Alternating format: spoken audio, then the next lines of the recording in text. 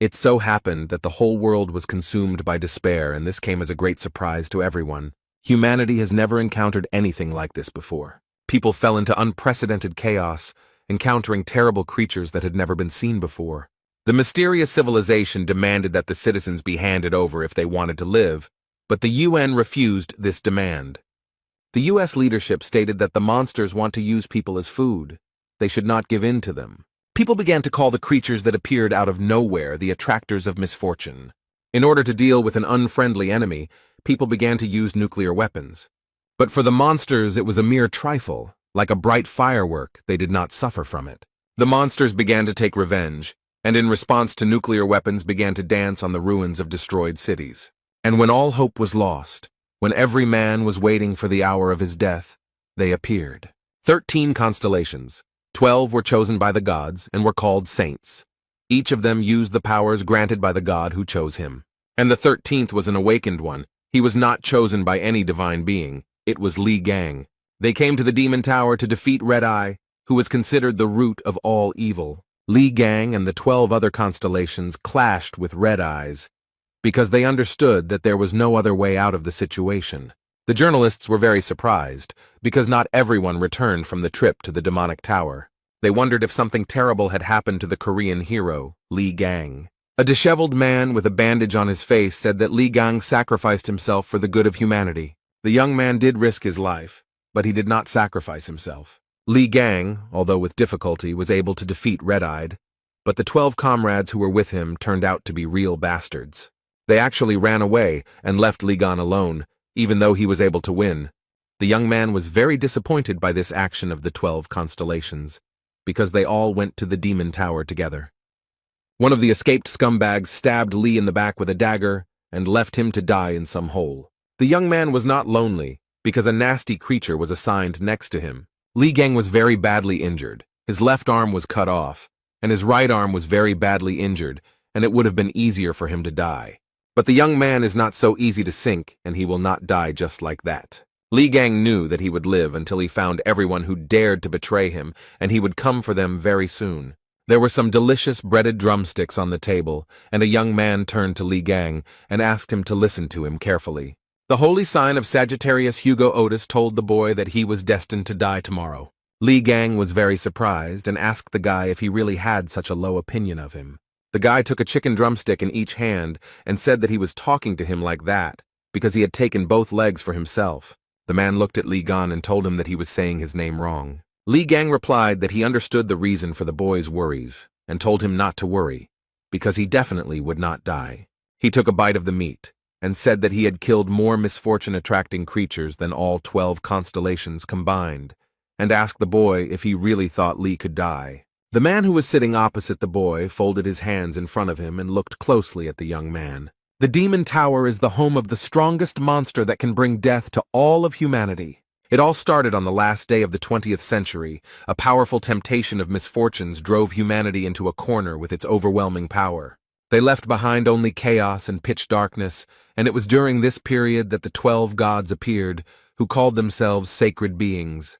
They vowed to give humanity the power to fight off all monsters and chose 12 people who was granted indescribable power. But something happened that no one expected. The 13th awakened appeared, without the blessing of a single sacred entity. He was so strong and so incredible that everyone was shocked by his abilities. The surprising thing was that even among the 12 saints he had no equal, and this fact made them very angry. And who was so strong, incredible, and unique? Of course, a young man named Li Gang. The guy thanked Gan for the fact that thanks to him, they were able to organize an attack on the Demon Tower. He sat down on a rock and said that words were not enough and he wanted a free supply of fried chicken for 5 years, and the other asked if Gan was tired of eating only chicken. Li mispronounced the young man's name. The boy told him this with a laugh, but Li only became angry. The girl said that after defeating Red Eyes, they would most likely receive a worthy reward, and the fat man said that they should demand $100 million. And Li noted that it would be better to ask for 10 years of free accommodation in a 7-star hotel somewhere in Hawaii. The boy noted that because of Red-Eyed, a huge number of countries are on the brink of crisis. The plump guy with a sarcastic smile asked Li if he wanted to collaborate with them and added that he needed to set the bar higher. The fat man asked if Gan wanted to take out the mutilated body and face, and Lee thought about how they were called saints, but in reality they were scum who cared about their own skin. The man said that it was enough to rush to everyone's aid, and a few victims would only increase their price, and the reward would only increase. Lee said he didn't care, but he thought he was surrounded by disgusting scum. He hoped he wouldn't see them after they dealt with the red-eyed man. The young people froze in place. They were very surprised. Beads of sweat appeared on their faces. They looked up and saw the Lord of the Demon Tower, red-eyed, standing before them. Li Gang stood to the side and thought that only by looking at him could one feel the terrible pressure. At this time, Red Eyes opened his mouth. It glowed with fire, and his crazy eyes glowed red. A very strong wind arose, and the young people who were watching all this were seriously scared. The ground beneath the young men's feet was crumbling, and Lee folded his hands in front of him and watched everything that was happening. A strong wind whirled the powerful people around in a whirlwind, and they screamed loudly in horror. Red-Eyed was very angry, because uninvited guests had come to his territory. The entity gritted its teeth, gnashing them, and fiery lava burst from its mouth. The girl's face was covered in beads of sweat. Her pupils became like dots. She was shaking with fear. She was telling everyone to run away. And the young people began to run headlong. They were very scared, and someone was shouting loudly that they needed to save themselves. The young men wondered if it was possible to fight something like this, and Lee looked at it all and was only surprised that these sacks of shit were only called saints. The guy squeezed the weapon in his hands and thought that all this had no meaning for him at all. The young man decided that he would be the one to kick Red Eye's ass. Li Gang did not retreat, but fulfilled the promise he made to himself. And in the end, those who were with him stabbed him in the back. He thought about how things were in the outside world and cut up the monsters that haunted him. Lee found himself in a place that was a special trap, in which more and more hordes of monsters were constantly appearing. But Li Gang could not be taken by something like that, which his traitors were counting on. The guy continued to fight and promised himself that he would survive and would definitely deal with the traitors. Gan promised himself that he would tear to shreds all those scumbags who dared to betray him. 20 years have passed since then. A terrible monster appeared in front of the young man, which surprised him greatly. Gan asked how he managed to get here and then noted that he was the last one. The monster screamed at the top of its lungs and began asking if there was anyone left there. Li Gang told him that the monster could scream as much as he wanted, but it was already over for him. The monster called for help, but the guy dealt with it very quickly. He stood over the monsters and sighed heavily. Li Gang had beads of sweat on his face and said that it was finally over. The guy started walking towards the exit and happily said that now he would be able to get out of here. The city was completely destroyed. There was not a single intact house. Not a single intact road. Voices could be heard. The young man was telling the other that he had chosen a less than ideal path, and the other replied that he had been told that it was safer today than usual. The boys were very surprised that they ran into high-ranking monsters that were running after them. The young man noted that they were in deep shit and said that the fortune-teller told him that today he would meet a monster with whom he should not associate himself. The monster approached the guy. He became covered in beads of sweat and began to scream very loudly. The boy fell after the blow. He lay on the ground and groaned in pain. He felt very bad. The guys were surrounded by a huge number of monsters and they felt in danger. The young man began to rise and thought that if Li Gang had been able to return from the demonic tower, then the monsters would not have dared to even show up here. And then, as if on cue, the doors of the demonic tower began to open very slowly. The young people looked at everything that was happening with horror. Beads of sweat appeared on their faces. The boys could barely stand on their feet. A strong wind was blowing in their direction, and dirt and sand were flying straight into their faces. Suddenly, a fiery tornado appeared from which smoke and sand were pouring out. It was a terrifying sight. The young people fell to the ground. They were crushed by huge boulders. The guy asked his friend what it was. He didn't have time to answer. The young man was very surprised. He told his friend that someone was coming out of the destroyed tower. Everything was in smoke, and it was very difficult to understand who was coming out of the destroyed tower. The boy stood in front of the tower, folded his hands in front of him, and said out loud that he had been hit in the back and left to rot in this hole. Lee noted that only cattle do this, but now they won't get away with it and will pay for everything. The young people watched everything that was happening, their eyes wide open in surprise, and could not understand what was happening. And this young man, who had just left the tower, dealt with the monster very easily. The guys couldn't believe their eyes. They were surprised that Li had dealt with the dog without any difficulty. But Li Gang wasn't going to stop there. He began to destroy other monsters. The young man dealt with the monsters very quickly and was very pleased with himself. And the guys who were attacked by the monsters watched everything that was happening from the side. A few seconds later, Li Gang was already near the young people and grabbed them by the hair. They screamed in fear and pain. The guys began to ask Li not to attack them. They stuttered from fear, and Gun was very surprised that he met people. He immediately thought that they were monsters. The young man looked around and noted that the work here was finished, and the guys breathed a sigh of joy that they remained alive. One guy told the second that the man came from the tower and that it was a real sensation. The second noted that it was impossible. The man was nearby when it began to collapse. The young people would have continued to quarrel for a long time, but suddenly, completely unexpectedly, it became dark as night. A huge monster suddenly appeared behind Li Gan, its eyes glowing red and saliva dripping from its mouth.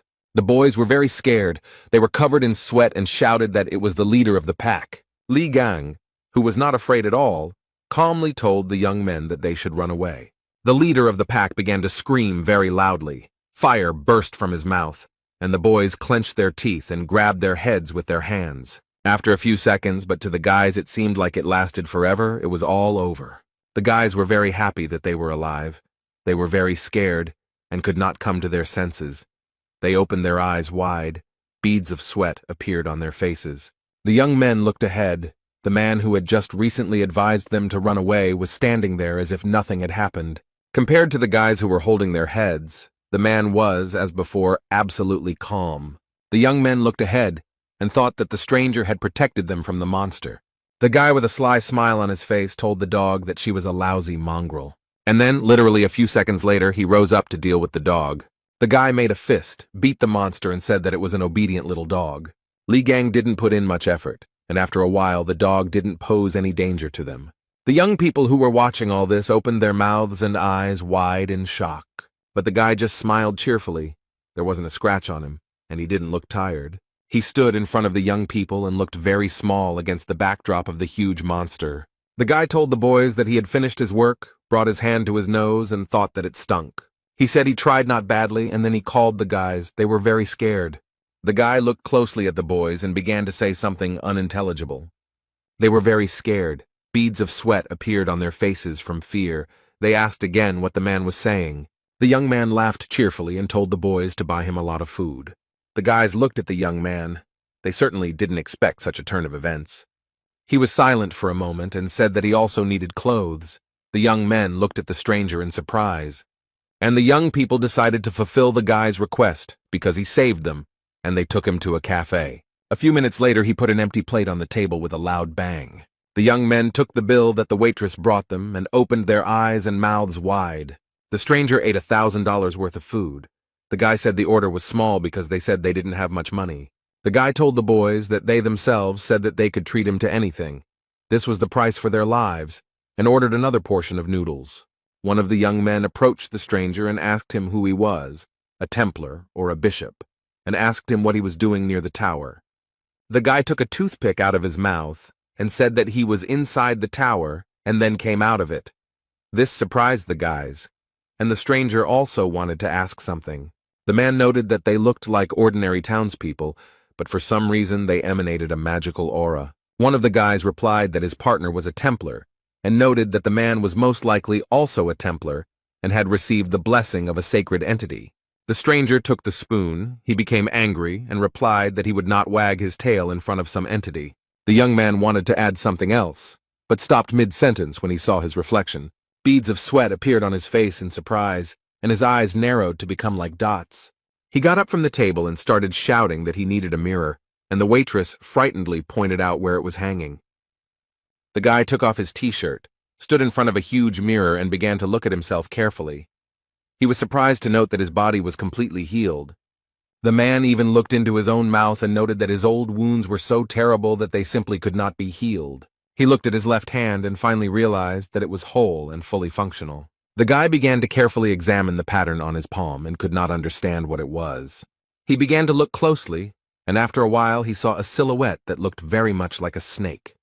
The guy grabbed his left hand with his right hand, clenched his teeth, and a system message appeared in front of him, saying that he had experienced death and accomplished an impossible feat. Lee also realized that all his skills were inherited by the new body, and the achievements would be converted into experience points. He received a divine skill. The system message also informed him that all skills and traits had been inherited and transformed, and that the power of the Ophiuchus was available to him. The young man saw Ophiuchus in front of him, touched him with his hand, and received strength from him. Literally a few minutes later, the guy found himself in a cafe and was sitting on the floor in bewilderment. The guy's face was covered in sweat from bewilderment, and his pupils became very narrow. The guys approached the stranger. One of them began to touch his hands and asked with fear if everything was okay with him. He asked the boys if they had ever imagined a huge snake, and they looked at the guy in bewilderment. One of the boys said that they hadn't seen anything like that. The man suddenly took off his clothes and ran to the mirror, and then began to scream and squeeze his wrist. The boy said that other people don't see it, and the guys thought that the longer they look at him, the weirder he acts. The guy was very surprised, because he saw in front of him a message that he had become the owner of the constellation Ophiuchus. He stood and saw in front of him a huge number of system messages and read each one carefully. The boy folded his hands in front of him and thought about how his body had changed due to the super regeneration skill. He had never heard of other saints seeing something like this. The young man thought about the fact that he did not feel the energy of sacred beings. The guy understood that no matter what, he was happy with this turn of events, because his body had fully recovered. The man thought that now he needed to track down the traitors who had left him to die, namely the bastard who had stuck a dagger in his back. He laughed and said that his body began to tremble from such thoughts. He was glad that the traitors would come to an end, and the guys who were nearby could not understand why he was behaving like that. People gathered at the place where the demon tower was and thought that it was considered indestructible, but suddenly collapsed. This news will turn the whole world upside down. One of the journalists said that this place has a connection with the hero Li Gang, and it is possible that the destruction of the tower was the work of his followers or saints who did not like him. The second journalist replied that it was all very interesting, and then told the young man to look at the one who was pulling him. The guy noted that even high-ranking saints had a hard time dealing with this monster, so who challenged him and even destroyed the tower? One of the reporters frowned, sweating, and asked if Li Gang had returned from the bathhouse alive. The guest noted that they cannot be sure of this. They can only wait until new clues appear.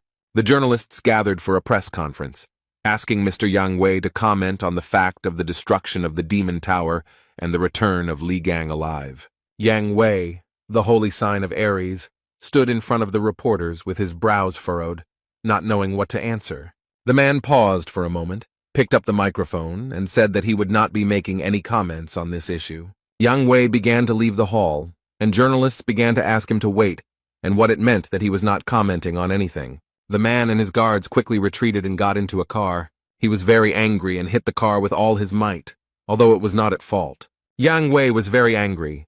He frowned and said through clenched teeth that all he had heard all day was Li Gang's name. He remembered the young man and wondered if he had really been alive and in that tower for 20 years. Yang Wei thought that this was impossible, because there were thousands of deadly beasts in the tower, and they were all black class. He thought that it was a miracle that they managed to escape from there, having stolen the red-eyed man's throat.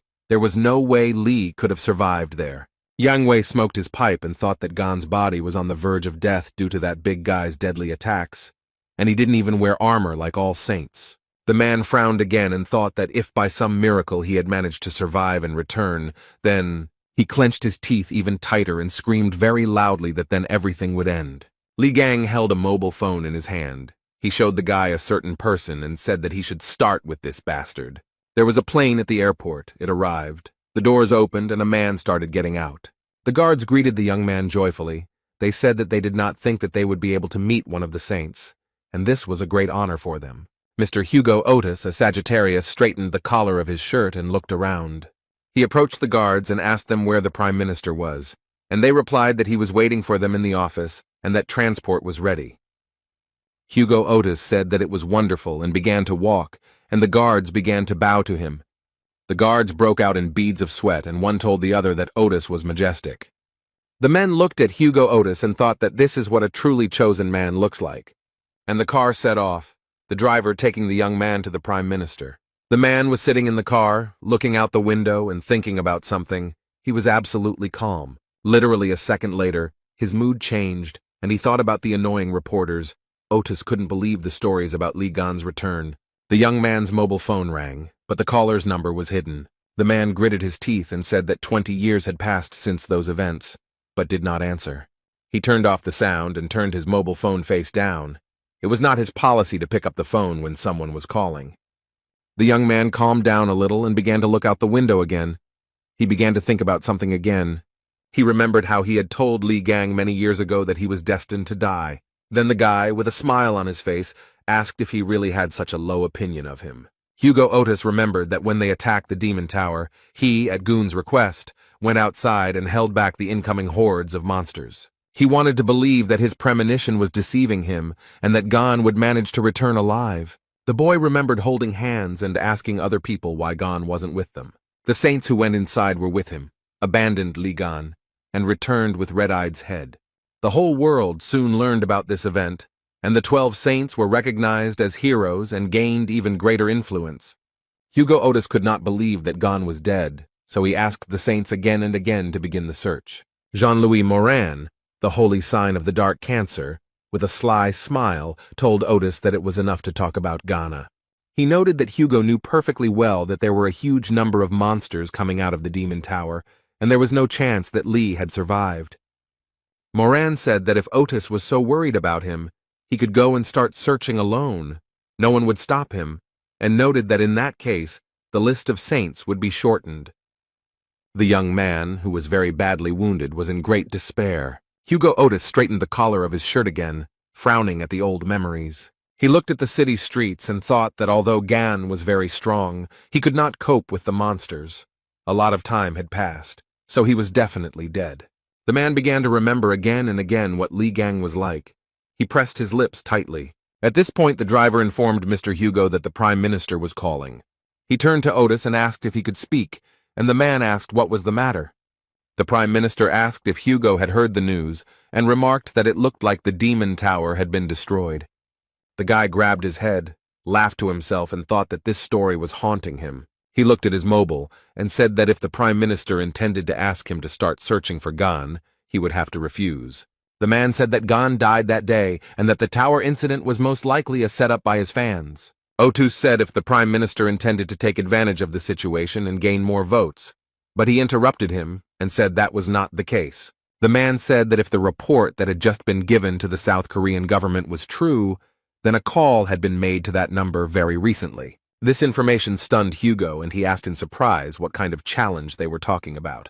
The Prime Minister said the call was made from Li Gang's personal phone number. Hugo Otis started to beat his fists on the driver's seat and shout whether it was all true, and the driver got scared and almost got into an accident.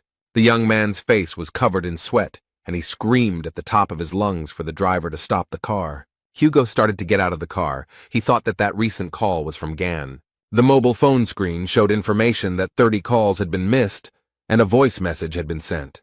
The young man held a mobile phone in his hands. His pupils became narrow, and beads of sweat appeared on his face. Hugo began to dial some number, then put the phone to his ear and listened to the long beeps. After some time, someone answered on the other end of the line.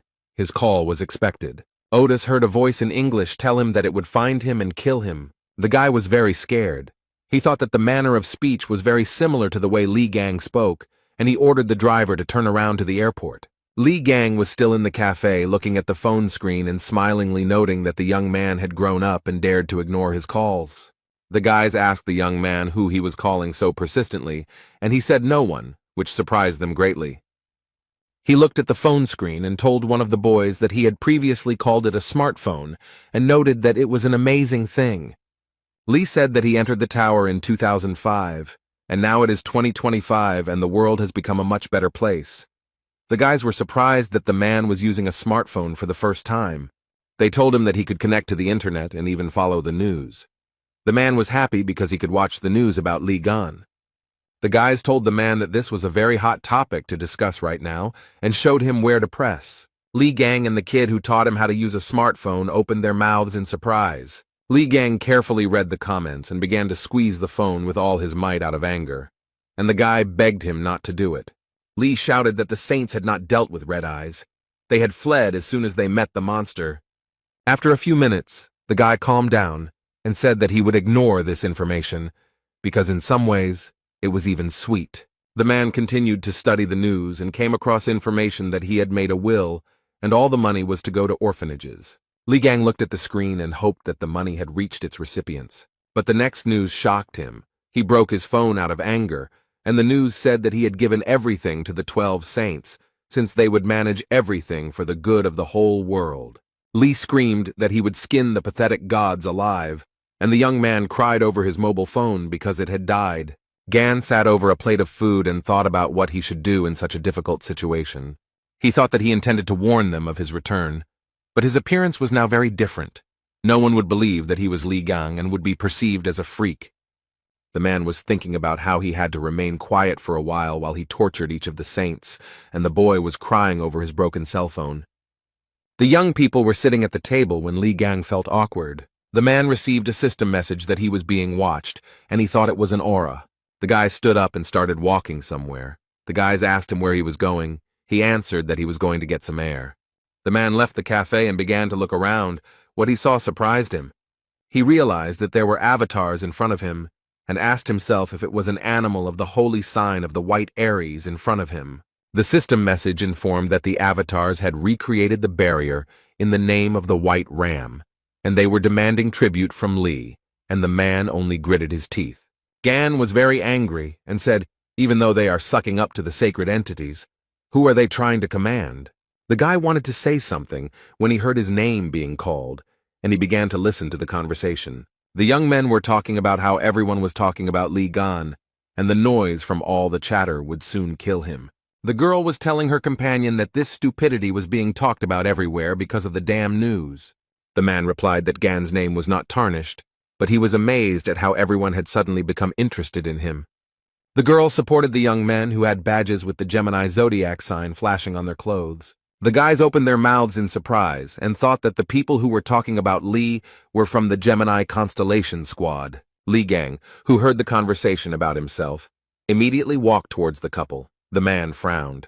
The guy started shouting at him to come back immediately, as they should not be provoked. Li Gang walked closer to the young people, stood in front of them and looked at the girl and the man without blinking. He frowned and asked the guy what he was staring at, then told him to get out of there. The young men who were feeding Li and standing a little further away became frightened and thought that they were finished. The man with the Zodiac sign on his sweater took a drag and exhaled nicotine smoke straight into Li Gan's face. The young man was surprised by this attitude, and he looked at the man angrily, and he began to ask what happened, some kind of problem. The man put his face right next to Li and told him that if he had a problem, he should hit him. The mustachioed man's companion told him to leave the guy alone because he was going to shit his pants. The couple left the young man alone, and the man, passing by Li, called him a coward. The man told his companion that all those who are fans of Li Gang are no different from each other, and the girl agreed with him. Li wondered why the weakest saint was so popular with everyone, and whether it was completely absurd to consider him a saint. The boy told Li that he had held up well, then noted that these people were part of the ranking representatives of the Gemini constellation. Li Gang called the damn cockroaches with all his might, and tears appeared on the face of the guy who stood next to him. The couple turned around. They repeated the word cockroach in surprise and asked if he had said that to them. Li Gang said with a sarcastic smile on his face that he called them, "They are the cockroaches." The man ran towards Li Gan, looked the boy in the eye, and told him to repeat what he said. Li gave the mustachioed man a flick on the forehead and said that he was a pathetic simpleton who didn't even have a magical aura. The guy simply raised his hand up and the man flew away from him several meters. The mustachioed man's companion, who was watching all this, began to scream very loudly. The guys who were watching all this from the side opened their mouths in surprise. The young man watched the reactions of those around him and was very pleased with himself. After some time, the mustachioed man's companion crept up to the young man. She wanted no one to notice her. Li laughed and asked her if she seriously expected him not to notice her sneaking up. And while she was in a stupor, he also gave her such a flick that she also flew back several meters. Li Gang looked at the young people and calmly said that they were losers. The young men told Li that using magic in the middle of the street was strictly prohibited. He got angry and said that the guy was saying something wrong, because if he had used magic, there would have been nothing left of those two. The boys opened their mouths in surprise and thought that the man had knocked out two high-ranking Templars with just brute force. A few minutes later, Li Gang sat down next to the mustachioed fat man and began to look at him. The young man saw a pendant on the stranger's neck and began to examine it closely. Then he took the medallion in his hand and pulled it with all his might, so much so that the thread on which it was hanging broke. Li held the medallion between two fingers and said that's what he felt when he hit it, and noted that it was a relic. Gan looked at the relic and thought about where weaklings could get hold of a relic, because only saints should have them. One of the boys approached him and asked if it was true that he didn't know anything. He said that several decades ago, humanity was practically wiped off the face of the earth, but thanks to sacred beings and chosen constellations, the disaster was survived. 12 people could not protect the entire vast world, and the saints began to gather followers, calling themselves the Branchings. Those who were given a piece of the power of the saints began to be called Templars. They were divided into ranks. Faith is the source of strength for the Templars, and the chosen ones receive relics from sacred entities. The guy continued to hold the medallion in his hands and thought that a lot had changed in 20 years. Li was distracted from his thoughts by a guy who pointed his finger to the side, and the young man looked at him questioningly. The young man saw before him again the avatars of wealth and greed who were enjoying the current situation. Li read the system message that the avatars demanded that he deal with the attackers. They were thirsty for bloodshed and promised a worthy reward. Beads of sweat appeared on the guy's face. He thought that this was not it, because Li had attracted the attention of the avatars. They are like reflections of the sacred beings themselves, and standing in their way is like challenging the gods. The guy started telling Li to hurry up and do as they asked, but he just laughed. Li said that he thought that where the stinking aura of Aries was coming from, it turns out that they intended to fill their bellies. Gan came to the conclusion that in the end, nothing had changed, and he kicked the asphalt with all his might. A very strong wind arose. The young people could hardly stand on their feet. They could not understand what was happening. One of the guys looked at everything that was happening with surprise, and beads of sweat appeared on his face from fear. Li put his hands on his hips and said that they were showing off despite the fact that they were worthless losers. The boys looked up and noticed that the white Aries constellation had retreated and the barrier had also disappeared. One of the boys had beads of sweat on his face, and he thought that this was not an easy person to deal with. The guy was surprised when the young man called him by name, thereby distracting him from his thoughts. Li asked the guy if those cheeky idiots really belonged to the Gemini branch. He replied that in their country the Gemini branch had the greatest influence. The elite group had gathered 2/3 of all large corporations. Li Gang asked the guy so they should have money on them, and he looked at him in surprise. The man smiled and asked the boy that the clothes they wear should be branded. He started to rip off his clothes, saying that it was time to make some good money, and the guys watched everything that was happening. In the evening, the young people stood near the building, and Li said that they were finally there and noted that the day had been very long. One of the guys showed with his hand which apartment he lives in, and his friend noted that his door was next door. The guys thanked the young man for saving their lives and even walking them home. Li began to yawn and began to ask whether they were going inside or not. Since he really wanted to sleep, the guys were very surprised. After he found himself in the apartment, he very quickly took off his clothes, got a haircut, and stood in front of the mirror. The young man began to admire himself and smiled at his reflection in the mirror. He liked it very much.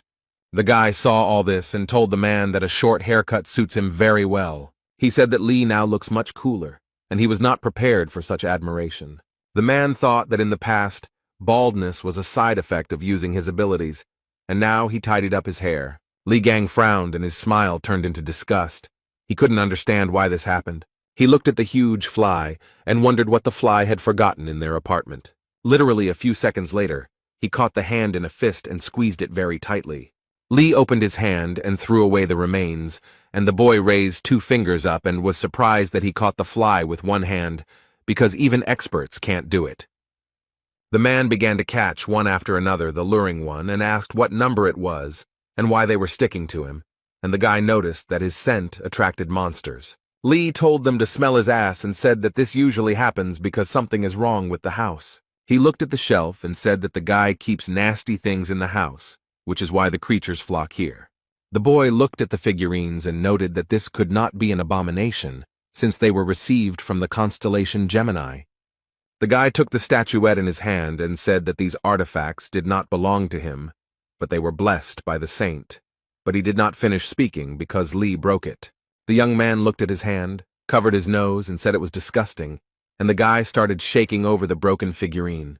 The man picked up the mask and told the guy that it was intended to spy on the buyer. He started throwing things off the shelf, threw out the music box because it collects personal information, and the watch attracts the attention of monsters. The boy screamed from injustice. Li Gang said that the saints had appropriated his property and then started selling such disgusting goods to people. The guy got really angry and said that the very thought of such injustice made him furious. The young man who stood in front of the door heard someone shouting that all this junk needed to be thrown out. Li Gang was holding some object in his hands, and the guy was holding him by the shirt and crying really hard. The young man entered the apartment and saw all this, looking at the guys in surprise. Lee looked at the stranger and asked who he was, and the boy was very happy. He was very happy to see Songjae and called him by name, who confirmed that it was him. Sun frowned, his face became displeased, and he noted that he was the owner of this apartment. By this time, Li Gang had managed to beat and smash a lot of objects. He didn't know what to answer. In the branch of the White Aries, in the residence of Yang Wei, a very interesting conversation was taking place in raised tones. The man frowned deeply, beads of sweat appeared on his face from worry, and he asked if the Korean avatars had really disappeared. The young man who knelt before him said that it was true, and noted that there was a lot of fuss about it. Yang Wei frowned, gritted his teeth, and began to think about who could do such a thing. He knew very well that avatars were direct representatives of sacred entities, and only someone extremely strong could disperse them. Yang Wei ordered the man to contact the other saints and ask if they had anything to do with this. The man replied that he understood the order, and noted that Strelitz had not been in touch for a long time. Jan replied that this was no cause for concern, since he wanted to get a new position. The young man replied that Hugo immediately boarded another flight after arriving at the airport. Jan listened to the young man and was very surprised, then asked where the man was heading. The guy said that the destination was South Korea. This information surprised Jan very much. He stood up from his seat and began to scratch his beard and think about something. For some time he silently digested the information. Yang Wei thought that Hugo had always been on good terms with Li Gang. The man frowned and wondered if such actions could be related to the return of that bastard Gan. It was very surprising, but Yang Wei began to wonder if Li Gang had actually survived. He grabbed some statue and threw it down the steps with all his might. It almost hit the man who came to report. Jan started yelling at the guy to report clearly. He was very angry. The man began to talk about how a Templar of the Gemini branch was found in the place where all the avatars disappeared. He was unconscious. The guy told Jan that a man was lying in the middle of the street in his underwear. Witnesses said that before this, he had gotten into a fight with a very handsome young man. A candlestick with candles fell to the floor, and Wei noted that it couldn't be Li Gang, since his face was covered in scars. Yang thought that things weren't going too well, although it was entirely possible that Li had managed to survive and return. Wei thought that the avatars disappeared for some unknown reason, and the worst thing was that they failed to finish off the Spider Queen. The man clenched his fist and thought that at this rate his position could be in jeopardy. He told the man to have a plane prepared for him, and the assistant asked if Wei was going to go there personally. Jan scratched his beard again and replied that he wanted to see everything with his own eyes. The man very quickly put on his coat, took a cigar, frowned, and noted that something devilish was happening there. In Korea, in the Gemini branch hospital, a fat man was lying on a bed. Various devices were connected to his body. He also could not breathe on his own. An oxygen mask was connected. A gray-haired elderly man entered the boy's room. He frowned very deeply and clenched his teeth. He pointed his hand at the guy and began to scream furiously, asking who dared to hurt his grandson so badly. The old man started pointing his fingers at some man, who calmly asked the old man not to worry so much. The man told the old man that this was exactly why the twins had sent him here. The red-haired boy frowned and asked his youth if they really met at the Demon Tower. The guy was wondering if it was true that the man was able to kill all the draggers with his bare hands and knock out a rank Templar, and the young man noted that everything was so. The redhead screamed that it was all a lie, and that the man had destroyed all of his relics, and Lee noted that they were all fake. The guy gritted his teeth and asked what branch the man was from, and the guy laughed and asked if he thought he needed something like that. The red-haired man closed his eyes and asked what about the god he was loyal to. Lee replied that he didn't need 12 idiots for nothing. The guy started asking Lee about his rank, and he said that he was a production worker. Then he asked what the man's name was. The young man's pupils became like dots, and he calmly said that his name was Lee Gang. The boys who were in the apartment started talking about something and interrupting each other, and Lee looked at all this with bewilderment. The red-haired boy told Gan that he broke into someone else's house without permission and destroyed all the relics, and then he shouted furiously that the young man dared to pretend to be the great Lee Gan. Songjay started doing such things that the boy started yelling at him that he was a crazy bastard. A system message appeared in front of Lee that a burst of magic from a Gemini follower had been detected, and he noticed that the red-haired man wanted to destroy the house. Lee Gang was also able to study the guy's rank and other characteristics using system messages. The young man thought that the guy at such a young age already possessed high-ranking skills, and the genius trait was not given to him for the sake of a sounding point. The boy broke out in sweat and started yelling at the man to run away, as Song was a rank Templar and a crazy fan of Lee Gang. Zay asked Jiming if he was crazy, and then told him to get lost if he didn't want to get killed. The red-haired man was very angry and noticed that by playing with fire so furiously, the boy risked wetting his pants. Li Gan got tired of watching everything that was happening and decided to use force. Sun fell to the floor, and Gan said that at this rate the guy could not only burn down his apartment, but the whole house. The boy asked the young man if Sun had died, as he was very worried, and he replied that everything was fine. Then Li Gang added that everything was probably fine, and the guy burst into tears. He looked at Z and saw that he was shaking, foaming at the mouth, and a huge bump had appeared on his forehead. Lee began to yawn, said that he was going to bed, since he needed to come to his senses, and the guy shook Z and asked him if he was alive. Gan opened the door to the room, and what he saw shocked the young man. Everywhere in the room, on every shelf, there were figurines and statues of Li Gan. There were a lot of them. Lee asked what it was, and the guy said that Sung Jae was an ardent fan of Lee Gang. The red-haired man asked the man to be careful with the figurines, because this collection was dear to him. Gan said that they were really annoying him, and that their heads needed to be twisted off, which he started doing, and Sun started screaming like a madman. Z called the guy a psycho and asked him to stop.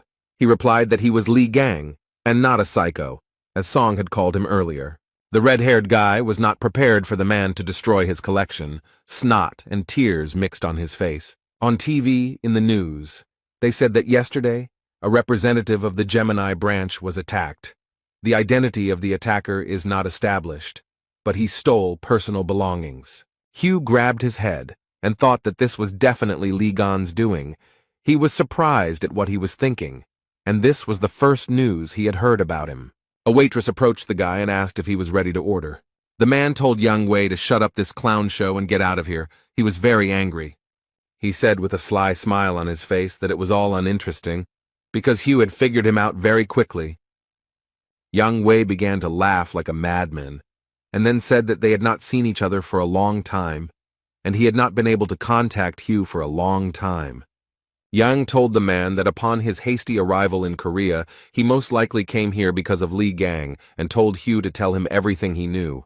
The blonde man replied that he hated Ian because he was a pervert who stole bodies from other people. The waitress froze in place. She stared at the man. Beads of sweat appeared on her face.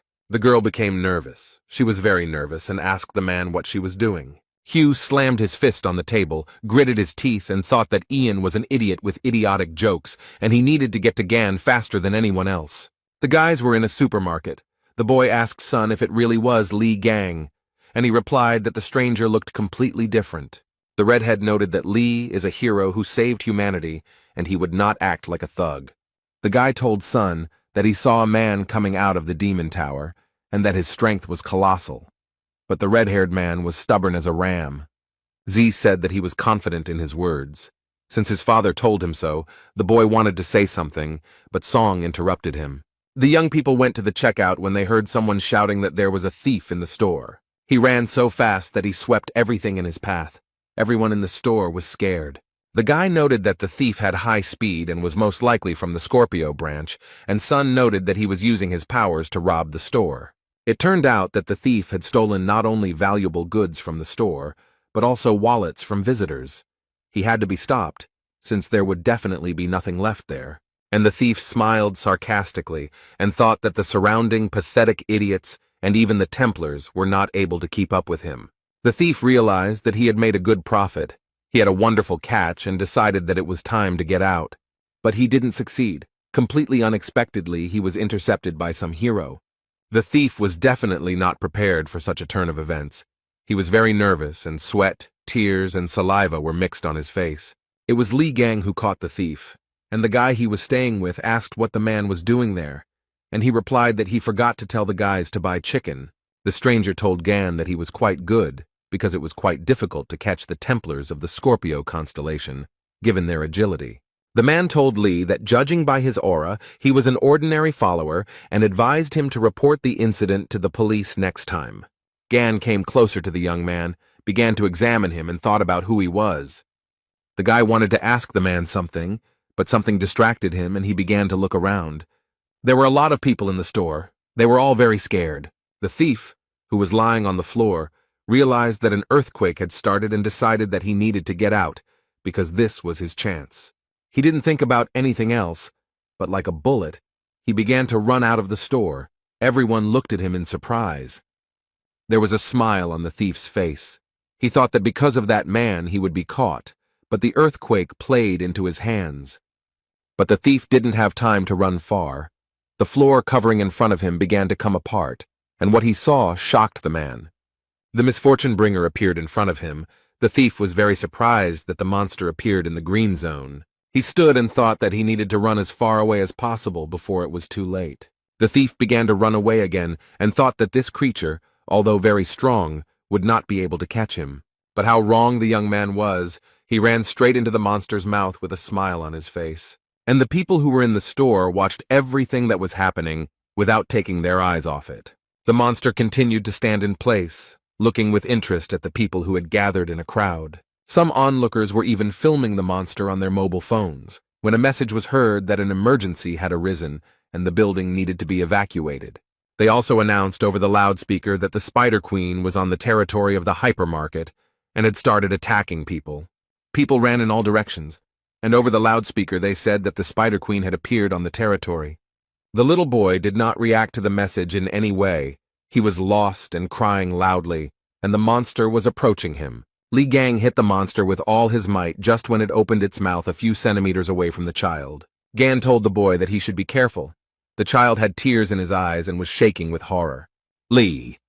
He extended his hand to the boy and calmly asked him if the baby was scared. The child didn't say anything to the man, but just started running away very quickly. Li looked at all this with bewilderment. The guy coughed into his fist and said that most likely the boy was okay. Li Gang was surprised and asked what the hell this giant was doing here. And then he added with a smile that for the first time in a long time he would be able to have some fun. Yang Wei was driving a car and asked his driver to repeat what he had said. He replied that the misfortune bringers had appeared in the middle of a hypermarket in Pucheng City, and Wei asked the driver to tell him the name of the creature. He said that the monster's name was the Spider Queen, and this information made Jan very angry. Wei thought about how they had failed during the last raid, and he had barely managed to put the seal on it while she had managed to escape. He clenched his fist and thought about how he wouldn't be able to hold back the red-class monster on his own. After the appearance of the attractors, people began to divide locations into 6 classes according to the level of danger. The blue zone is a blessed abode. The green zone was also considered safe, and there was no need to be afraid of anyone there. But in the yellow zone, it was necessary to be on guard, as it belonged to the category of light danger. The orange zone was best avoided because it already posed a major threat to life. The red zone included locations that were simply teeming with deadly monsters. But in the black zone, life is completely impossible. There are a huge number of monsters there.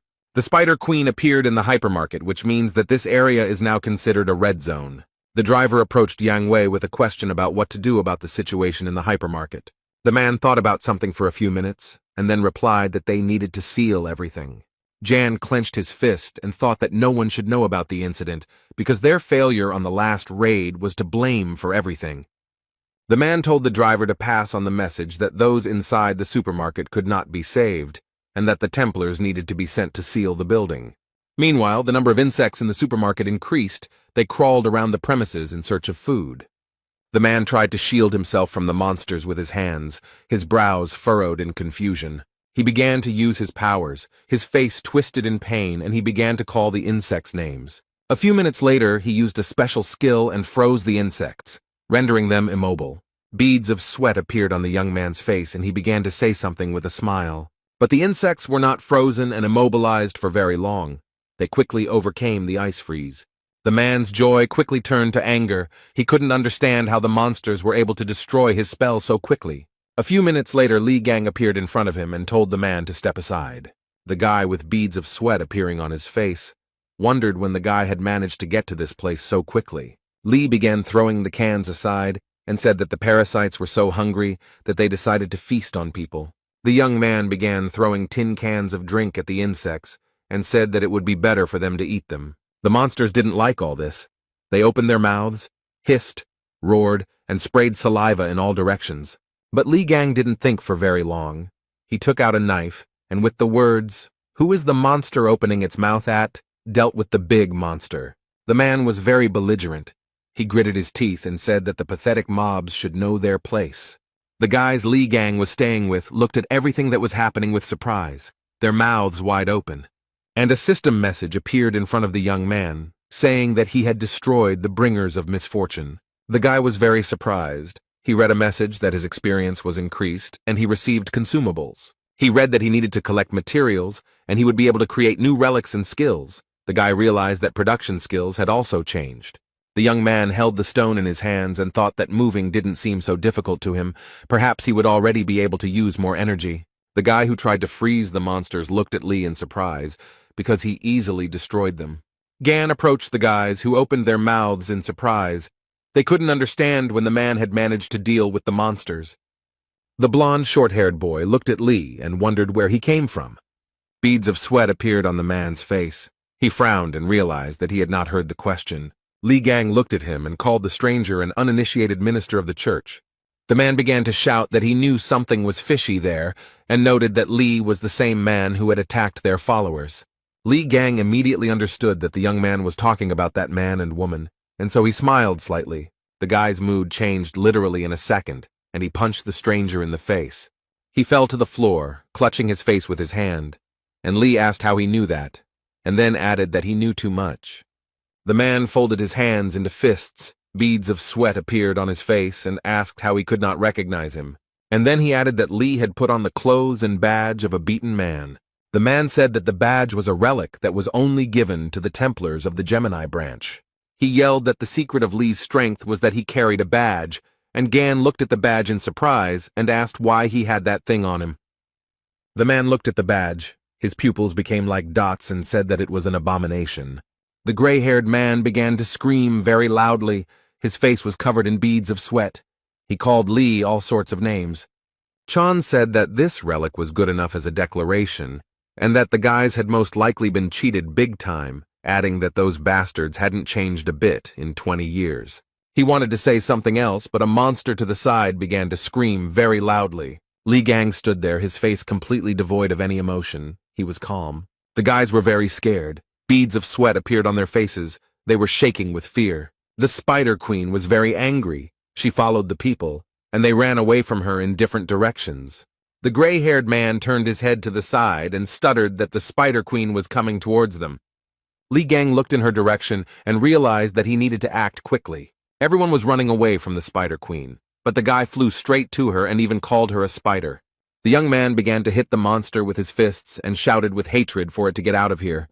The Spider Queen didn't like the guy's familiarity at all, and she began to destroy everything in her path. People looked at everything that was happening with horror. They were all very scared. The guys Li Gang lived with opened their mouths in surprise. Beads of sweat appeared on their faces.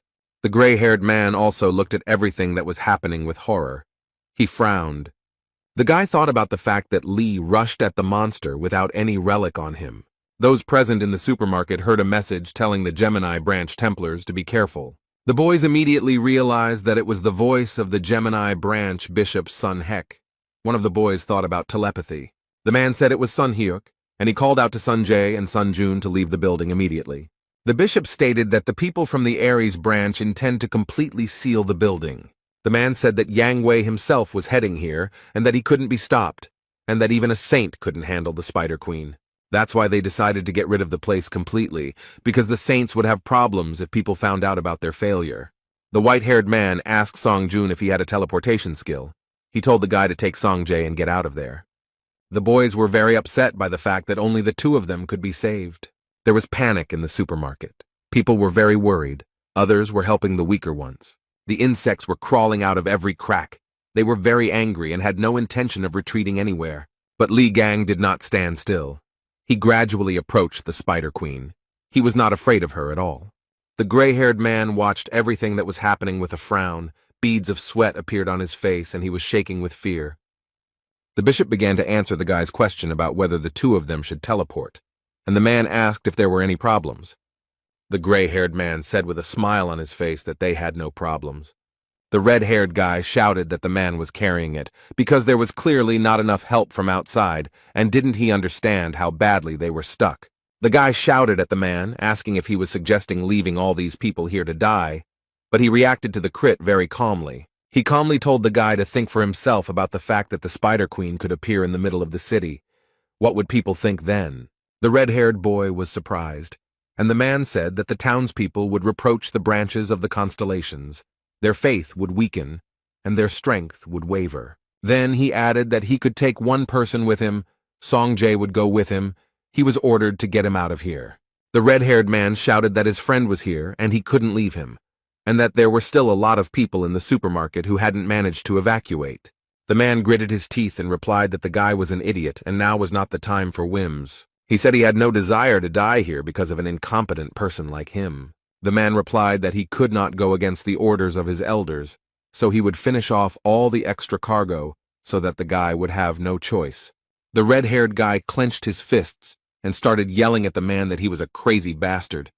And he began to laugh. He asked Song Jae if he was going to fight him. He noted that they were on completely different levels.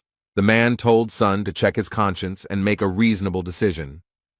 The man wanted to say something else to the young man, but he stopped mid-word. Song Jae didn't think for long, but used his strength and the man flew to the side. Li Gang ran into the hypermarket and asked in surprise why the guys were still there. The boy noted that it was very dangerous to be in the hypermarket, so he should move his buns. The guys were very happy to see the young man, and the red-haired one noted that the attractors had blocked the exit and they couldn't get out of here. The dream said that they have two ways out of here. The first is to take the teleport to the gray-haired man. The second way out is much more difficult and consists of destroying all these creatures. The guy said that there were a lot of wounded people in the hypermarket and they needed help. And then he added that the people from the Aries branch decided to seal the entire building, thereby not giving anyone a chance. Li Gang frowned and said that this was indeed a huge problem, but the gray-haired man only wheezed. A few minutes later, he stood up and began cursing Li with all his might and calling him to come to him. Gan calmly said that it seemed to him that the man had chickened out and had already run away with his heels flashing, and the gray-haired man yelled at him to shut his mouth. He looked at his mobile phone and said angrily that he would see if they could get out of here alive, and he would be able to escape alone. The gray-haired man frowned. Beads of sweat ran down his face. He was thinking about something. He didn't notice how the Spider Queen approached him and entangled him in her webs. After a few seconds, the gray-haired man realized what was happening and began to panic. He was definitely not prepared for such a development of events. But the Spider Queen did not stand on ceremony for very long. She lifted the man up in order to profit from him. The boys opened their mouths in surprise. Their pupils narrowed very much, and beads of sweat appeared on their faces. They were brought out of their stupor by Li's voice. He told the boys to take care of the wounded, and he would sort everything out. Then, when he was done, he would join them. The guys were very surprised, and Gan calmly said that it wouldn't take much time. Yang Wei arrived at the hypermarket and immediately asked about the situation. He was told that the building was already practically sealed and cordoned off. Jan said that given the fact that the work had begun before his arrival, everything was progressing very slowly. The guys began to wonder why the defense wasn't holding as it should. The second one noted that he felt like something was about to break out. A group of people standing near the supermarket began to cough very heavily because smoke was coming from the building. Those around saw a huge snake with its mouth wide open and its eyes glowing red. Yang Wei was very surprised. He frowned and seemed completely unprepared to see the snake. People started running out of the hypermarket. They were screaming to be saved and that there were people in the middle of the building. They started telling stories about some guy in a hypermarket who was fighting monsters alone. Yang Wei, who stood to the side, thought that people were talking nonsense because no one would fight monsters alone, especially since he was also not able to do it. He told the security that he would see it all with his own eyes. The security got nervous, and the guys told Jan that it could be very dangerous. Wei said he didn't care, then added that everyone should be ready and went inside the hypermarket. The man walked into the middle of the building and what he saw shocked him. In front of him was the Spider Queen. A few seconds later, he realized that she was killed and wondered who could have done this. Jan walked around the hypermarket and thought about the fact that there were traces of a real massacre in the premises. He was wondering what the hell had happened here. Wei thought that someone was specifically hunting the Spider Queen, and then said that he got rid of his headache, because he already had enough problems. The man stopped. Beads of sweat appeared on his face. He began to understand that he felt a familiar energy. Jan went out onto the balcony and began to look down. He was interested in what was going on there. Wei saw Hugo Otis and was curious about what the young man was doing there. Ian began to think that this could be Hugo's doing. He thought that it made sense. Wei frowned deeply, clenched his teeth, and thought about how Otis missed him. Then the man was distracted by a question. Someone from behind asked Jan what was wrong, the pig, and he got really scared. Lee asked Wei if everything was okay, and then noted that they hadn't seen each other for a long time. And what happened to his expression? Jan was covered in beads of sweat and began to scream like crazy. He was gasping for air and choking. At this time, rescuers were working near the entrance to the hypermarket, helping the wounded. The guys Li Gang lived with were seated aside and given warm blankets. The boy was coughing and Song was deep in thought. The red-haired man was wondering if that guy could really be Li Gang, as he said, although he looks different, his movement said otherwise. Then the young man was distracted from his thoughts by someone's voice. It was very familiar. Someone was calling the guy by name. It was Hugo Otis. He asked Song Jae what he was doing near the hypermarket. Sun asked the man why he had returned. The boy was surprised to see the holy sign of Sagittarius, and Hugo got angry, since this is not the way to greet one's own father. The dark-haired guy started laughing, and Song gritted his teeth and became very angry. Hugo noted that his son was unharmed, and noted that a little medical attention would quickly get him back in action. He told his son that he had been informed that the monsters inside the building had been destroyed, and asked if he had seen who had done it. Sun said something inarticulate, and Otis smiled and wondered who his son was like. The guy asked Sun if everything would be okay with Li Gang. Hugo, who heard the conversation, was very surprised. He ran up to the boy, grabbed him by the shoulders, and started shaking him, while Sun watched everything that was happening in surprise. Otis shouted what name the boy had called, began to ask where Lee was now and whether he knew him. The child was very scared. The boy asked if by mentioning the name Theksu he meant St. Hugo Otis. Then the guy said that the young man was in the supermarket, and he managed to defeat the Spider Queen, and he also introduced himself as Li Gang. The man listened to the boy very carefully. He continued to hold him by the shoulders and asked him to describe everything in more detail. Suddenly, a loud explosion was heard from the hypermarket, and people began to look in its direction. The explosion destroyed part of the hypermarket, and someone's laughter could be heard from the side. Yang Wei was making his way somewhere. He was covered in dust and dirt. There was sweat on his face, and he was trying to catch his breath. Li Gang appeared in front of the man and calmly said that this was all too much. Li told Yan that they hadn't seen each other for 20 years, and the first thing he did was just pick him up and attack him. Jan was sweating profusely and began asking how Gan had managed to stay alive and was surprised at his own question. Wei thought that the guy looked very much like Li Gang, but he didn't have a scar on his face. His voice seemed familiar, but different from before. Yang also thought that Li looked too young, and called the man names and said that he was imitating Gan, adding that he was momentarily worried. Wei looked at the young man in surprise and could not understand who was imitating whom. Jan started yelling that the guy dared to deceive him, such a great man, and said that he would pay for it with his life. Li punched Wei in the stomach and asked him what he was talking about. adding that he had always made money by deceiving others.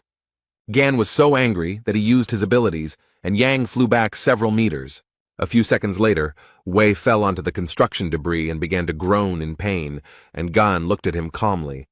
Li said that each of them needed to be taught a lesson, and then asked how he had lived while he was imprisoned in the demon tower. The guy continued. He said that they had appropriated his relics and wealth and even forged his will. Yan wanted to say something, but Li, with a smile on his face, told him not to worry and noted that in any case he was going to finish them all off.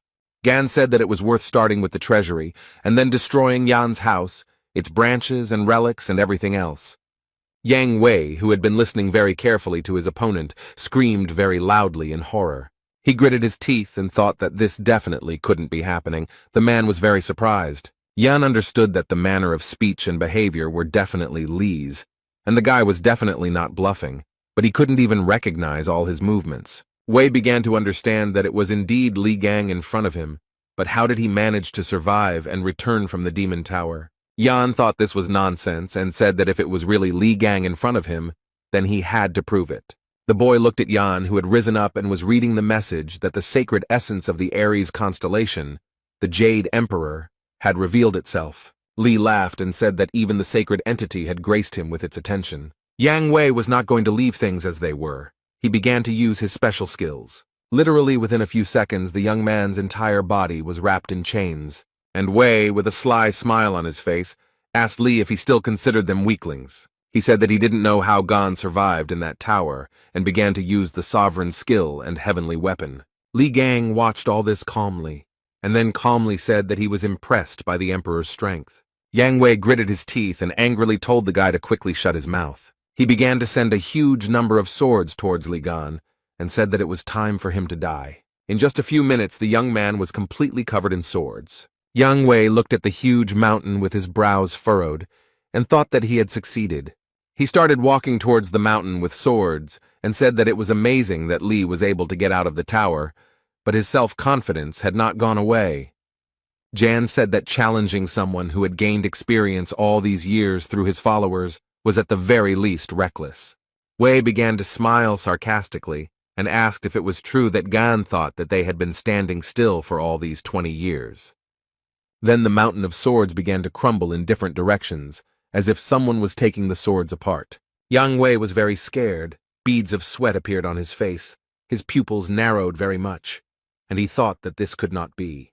Li finally got out of the difficult trap and punched Yan right in the face with all his might. He flew several meters and fell onto some debris from building materials. Yang was shaking with fear and thought about how Li got out of there alive and asked if it was true that it was Li Gang in front of him. The young man put his foot on Jan's stomach and noted with joy that he finally recognized him. Wei wheezed in pain, and Gan said that he came for their souls, and then added that they should prepare for the worst. Li covered his nose with his hand and told his opponent that his weapon smelled strongly of shit. Yang Wei looked at Li and thought that this level of regeneration was impossible even for the Aquarius constellation, which possessed healing skills. System messages appeared in front of Li, and he told Yan that thanks to him, he became even stronger. He leaned down in front of Wei and asked him why they didn't try out his new skill. Yan started shouting for Li to stop. System messages appeared in front of him and he turned red. Wei was very surprised when his divine essence hurriedly left while shouting curses. Yan started screaming about why the sacred entity had left him, and Li noted with a smile on his face that it had left before it was all over. Gan said that he was quite merciful, so Wei would only feel the pain that he himself had experienced. At this time, security guards Yang Wei and Hugo Otis entered the hypermarket. The security guard looked around and asked in surprise what had happened in the supermarket. There was a huge number of monsters lying on the floor of the hypermarket, which no longer posed any danger. Hugo Otis stood to the side and looked at the monsters. He thought about something for a while. Something alerted the guy. Beads of sweat appeared on his face, and he realized that the energy that was floating in the room was very familiar to him. A few minutes later, he saw someone lying in the distance and began to guess that it was Yang Wei.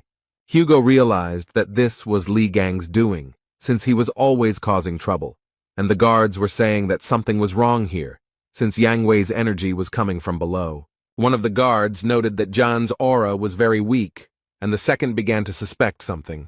Hugo Otis came closer and asked the guys if they could step back a little. He began to use his powers. A few seconds later, the man jumped into the crater where Yang Wei's body lay. What Hugo saw shocked him. He immediately realized that this was definitely the work of Li Gan.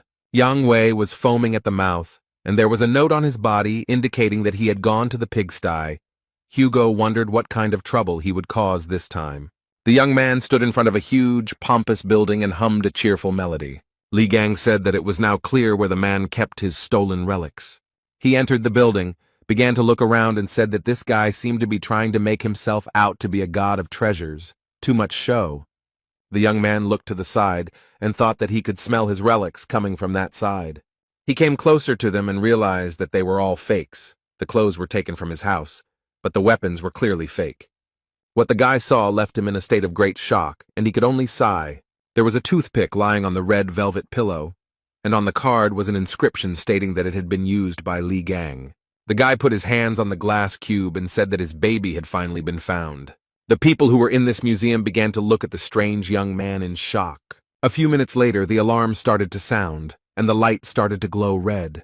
The guards started running and broadcasting information on the radio that they had a robber, and that all the guards needed to head to Sector B. Li Gang stood next to the broken cube. There were shards of glass on the floor. He was holding a toothpick in his hands. The young man was surrounded by a huge number of guards, who shouted at him to slowly put the object down and surrender. Li Gang continued to hold the toothpick in his hand and said that he didn't want to do it. The man smiled, used his special power, and simply waved the toothpick up and down. Something incredible began to happen to the guards, as if they were being lifted by an unprecedented force. Li laughed and said that old, familiar things are the best and looked at the toothpick. A system message appeared in front of the guy saying that he had discovered a relic. From the system message, the guy learned that the toothpick had turned into a lump of slime and he could give it his trait. The lump smiled, and the guy, also smiling, asked him if they should go to the exit.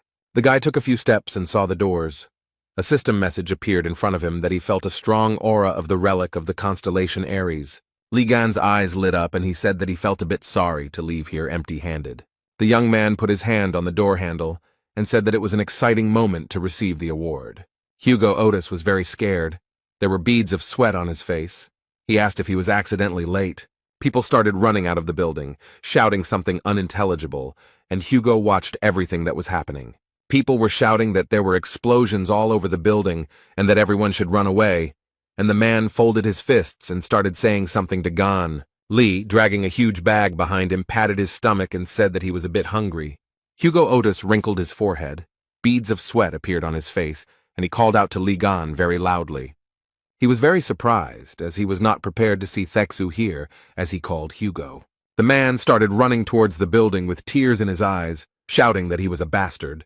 Li Gang just laughed loudly and said that he did everything for the sake of old friendship. Hugo grabbed the guy who came out of the building with Li and told him that if he was alive, then he should have found him, but he was doing God knows what. The man asked if everything was okay with his leg and noticed that there was no aura coming from him, and asked where he had been all this time. And Li looked at this with surprise. He kicked Hugo in the face and asked how he could not recognize a face and called the man names.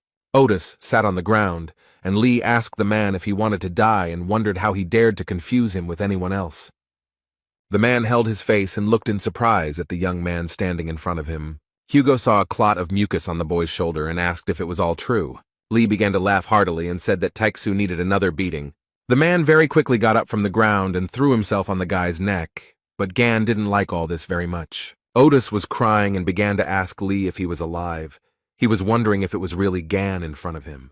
He hung in the young man's arms and sobbed bitterly. His face turned blue, all of which Li did not like very much. The guy threw him off and asked how he dared to rush at him so suddenly, adding that it was disgusting. Hugo replied that it was indeed Li in front of him, and a system message appeared in front of Gan, stating that the essence of the Sagittarius constellation had manifested itself. The guy looked at the essence of the Sagittarius constellation in surprise.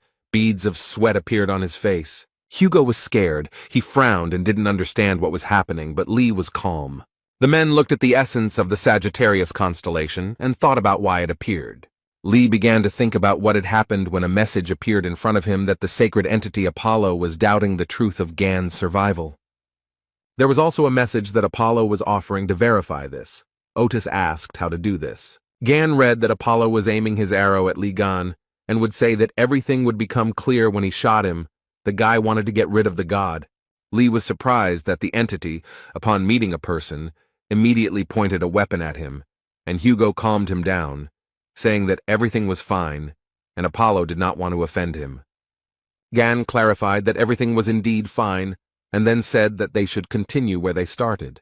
The man immediately remembered the phrase about Li saying that he would finish him off, and then adding that they would see each other soon. Li said that when he returned from the Demon Tower to find his house sold, his property stolen, and his relics gone, Hugo began to stutter. Gan made a fist and told the man to let him hit him just once. Without receiving an answer, Li hit Hugo, who, with a smile on his face and tears in his eyes, said that it was definitely gone in front of him, but he himself thought that he had hit him very hard. Security guards began to emerge from the building, shouting that the offender needed to be found and captured, and that he had to return the relics. Li remembered being followed and the man asking him if he had stolen something. The young man pointed to the bag and calmly said that he hadn't taken anything special, just a couple of trinkets. Hugo was very surprised and asked Li if he had stolen the relics from Yang Wei's storage, and he agreed. The man grabbed the guy by the lapels and said that there was nothing cool about it, and Li just laughed cheerfully. One of the guards told the man that they needed to catch the thief right away, but he replied that he was beyond their reach. And then he noticed that the rascal definitely couldn't handle him, even though everyone thought he was quite strong. The guard was very surprised. Suddenly a very strong wind arose, which began to swirl the green leaves. Hugo was very surprised. At this time, a huge, muscular beast began to jump from the roof of the building. All this happened in complete silence. The head of the guard bowed his head, frowned. Beads of sweat appeared on his face, and he said that he was here. The avatar of the constellation Aries, the beast of abundance, whose name is Pishu, landed on the earth. The men looked at the huge beast, and Li Gang read the system message. It warned that Pishu could steal money and relics. Li Gang looked at the beast calmly, and Hugo Otis was very scared. He said that it was very bad that the avatar of Aries appeared. The man asked Li to leave everything and run away, but Gan told him to just stand and watch. A sly smile appeared on the young man's face, and he said that he had a plan. Li Gang ordered the slime to give him a knife, and he began to carry out the order. A few seconds later, a cold weapon appeared in the slime's mouth, and the guy reached for it. The young man took the knife in his hand and began to wave it. He was calm and collected. Then Li raised the knife up and thought that it wouldn't be suitable for fighting the avatar in this state. But the guy had an original plan. His eyes were shining, and he told the avatar to show his true form. A very strong wind blew. Hugo began to cover his face with his hand and thought about what kind of force this was. Everything around began to collapse and crumble, and day very quickly turned to night. Li said that it was much better this way, and instead of a knife, he had a huge sword in his hands. A message appeared in front of Gan that the awakened relic was imbued with the aura of Ophiuchus, and it had acquired more deadly characteristics. The guy got acquainted with the messages and was very happy that he had acquired a new skill. Li Gang smiled. His eyes were burning with fire, and he made the decision to use the power of the 13th. The guy looked at the beast and thought that now he could easily see all its weak points. Li Gang raised his weapon and said that it was time to warm up a bit. Hugo told the boy that rushing at the enemy without thinking is Li's tactic. The man noted that Gan always overcomes obstacles despite his recklessness. The man looked at the boy. There was a smile on his face. He mentally told him that he congratulated him on his return. The beast also did not stand aside and did not cool down. He was very angry and hit the asphalt with his paw. So where was Gan? Hugo Otis was so scared that beads of sweat appeared on his face. He called out loudly for Li. Aries' avatar looked at the man in surprise, and Hugo, out of nowhere, heard the guy's voice, most likely from the animal's belly. Li is under the beast, began to come out and said that there was a very strong stench there. He almost died from the smell of pork. The young man's eyes were shining with anger. There was a sly smile on his face, and he said that now it was his turn. The animal's eyes were burning with anger. It clenched its teeth very tightly, since it could not break away from the guy. Li Gang didn't wait long. He immediately got down to business. The guy wielded a huge sword like a feather, and the wounded animal screamed as if in frenzy from pain, saliva spraying from its mouth in all directions. A system message appeared in front of the young man, informing him that the beast was using its skill. The beast opened its mouth wide and screamed, and Lee read in the message that Pishu was absorbing all the valuables that came within range. Lee squeezed his sword even tighter and said that the beast should have behaved quietly, but now it would not escape punishment. Gan raised his weapon very high and read the system message that the Ophiuchus trait had been activated. Lee's eyes lit up. He smiled and said that one slight paresis should be enough. And the young man hit the asphalt with all his might, and pieces of asphalt, dust, and dirt flew in all directions. Pishu also got caught in the crossfire. He screamed like a madman, opened his mouth very wide, from which sharp, white teeth were visible. A very strong wind arose, which lifted the boulders like feathers, and the guards who were standing nearby screamed in horror. Hugo Otis also screamed very loudly. He was surprised, and from fear beads of sweat appeared on his face. Li Gang frowned. He smiled a sarcastic smile and was satisfied with the effect he wanted to achieve. Hugo brought his hand to his face to wipe away the beads of sweat, and thought that the guy really did have power.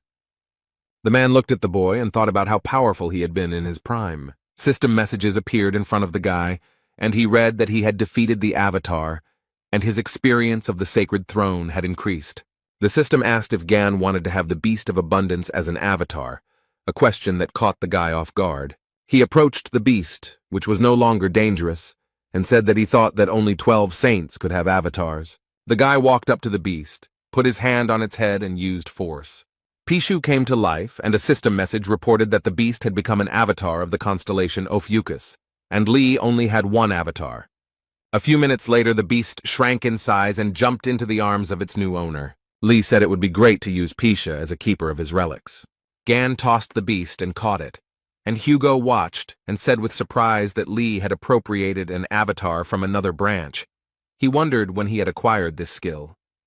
The system message reported that Lee can give the beast a new name. The guy was very surprised. The young man thought for a moment, and then, with a smile on his face, said that the animal would be called Pig Bank. It was getting dark. The conversation was taking place in the house, when someone very loudly called their man a traitor. Hugo shouted why he was a traitor, because he was very worried about Lee, and the guy noted that while he was in captivity, he built a family and enjoyed life. Gan said that he was going through pain and suffering, and his friend was passing the happy days and did not try to find him, and when he returned, he did not even recognize him. Lee got up from the couch and said that he would not bother Hugo with his presence, and he replied that everything was fine and that Gan could spend the night with him, since he lived alone. Gan said he shouldn't have brought it up and said divorce wasn't a tragedy as Otis shouted that he wasn't divorced. The man put his hand to his head and said that they needed to continue where they left off, and asked Lee to tell them what was happening inside the tower. Hugo said that during the raid, he stayed outside to hold back the incoming forces of monsters, and does not know what happened, but the guys returned with the head of Red Eye. Lee noted that it was a very sob story because he was stabbed in the back and left to rot in a tower. It was a trap teeming with countless hordes of lures. Gan said that among the hordes of these creatures, Red Eye, whom he thought dead, came back to life. Hugo was very surprised, and asked if Red Eye had really been revived. Lee said that what they saw during the raid was not his real body. Gan noted that the true form was hidden deep within, and even though he managed to win, everything was not so simple. The guy noted that the main thorn in his side was not the red-eyed one, but the tower administrator, who again and again brought back to life all the lures he killed. Lee said he chopped everyone into pieces, and then he was overcome with the feeling that he would not escape from the tower, and the administrator enjoyed his torment. Having finished off the last one, he collapsed to the ground from exhaustion, and if his memory and feelings do not fail him, then at that moment he was already dead. Gan said he opened his eyes and found himself somehow outside the tower, and at that moment he was filled with a strange power. The guy said that he was sure that whoever hit him was well aware of the structure of the tower. He threw him into the lair of the lures, as if he knew what was waiting for him there. Lee noted that sooner or later he would get to those who had appropriated his property, but the one who had stabbed him in the back would receive a special punishment. Gan said he needed to prepare, make decent equipment. He called the workshop to create anything. The young man looked through the system messages and muttered something under his breath. The guy looked at the relics with a smile and then said that they just needed to be mixed together. Lee did not hesitate, but began to create a new relic, and the process began. A system message reported that a new relic had been created. A new entity, the false Crimson Horse, had been recreated. Lee looked at the relic and noticed that one like his was capable of developing on its own, and Hugo was only surprised. The man began to look closely at the relic and said that it was very valuable, so its design was simply disgusting. Lee screamed. Was Hugo making fun of him? Didn't he see how much material he had poured into this subject? Gan said that he had been thinking about making something for Otis with the remaining materials, but now he suddenly changed his mind. Hugo immediately said that the item had an elegant design. He is a true master in making beautiful relics. Lee replied that he would look at Otis's behavior, began to open the bag and said that the first thing to do was to somehow lure all the saints. Hugo asked how Lee would do this. Since the other constellations would hardly dare to leave their residences, Gan took out a chest and noted that this would be enough. Otis was very surprised because he saw the royal relic of Ares, the vault golden rune. The man opened his mouth in surprise and said that the royal relics were the most valuable artifacts one could ever find, and asked how Lee had obtained them. Lee said Hugo was the saint of the beggar constellation. He brought this thing to use as a wallet. The man shouted that his constellation was called wrong. Gan asked the man if he knew that high-grade relics required much more materials than regular ones, and now he could create high-grade relics. Otis spread his arms and asked how he would do this, since there was no one here who could activate it. Lee asked what about Hugo then, and he started shouting at the guy not to look at him like that and asked if they had forgotten that his sign was Sagittarius. The room became very quiet, and then Li Gang replied that Otis was telling the truth. The guy looked at the chest and said that he had a feeling that they would be able to activate it, and Hugo noted that it wouldn't work, and they needed to look for another way out. The man smiled, and Gan said that he had already sent an application to the news network. Hugo was surprised and asked the guy again what he had done and what he had sent to the news network, and he said that he would try differently. The young man became very angry and started shouting at Lee and asking him if he had gone crazy. Young people gathered in the Blue House. The elders were calling out their subordinates because they were unable to deal with one spider. The bishop of the Leo branch said that they should continue trading talismans and asked why they were getting into battles with the lures. The man told the bishop to refrain from such statements, and he said that he heard that the Spider Queen was killed by an unknown person. Then he asked if Li Gang had risen from the grave, but he was quickly killed. The Gemini branch bishop told the Leo branch bishop that he must be very fascinated by Li Gan's achievements. And he asked what was wrong with that, since Li Gang had destroyed that creature without much difficulty, and asked if the guy had seen the video of Russia burning. The guy with glasses said that Li was strengthened by the saints and gave him their best weapons. The bishop of the Lion branch laughed and said that they were not given the conditions.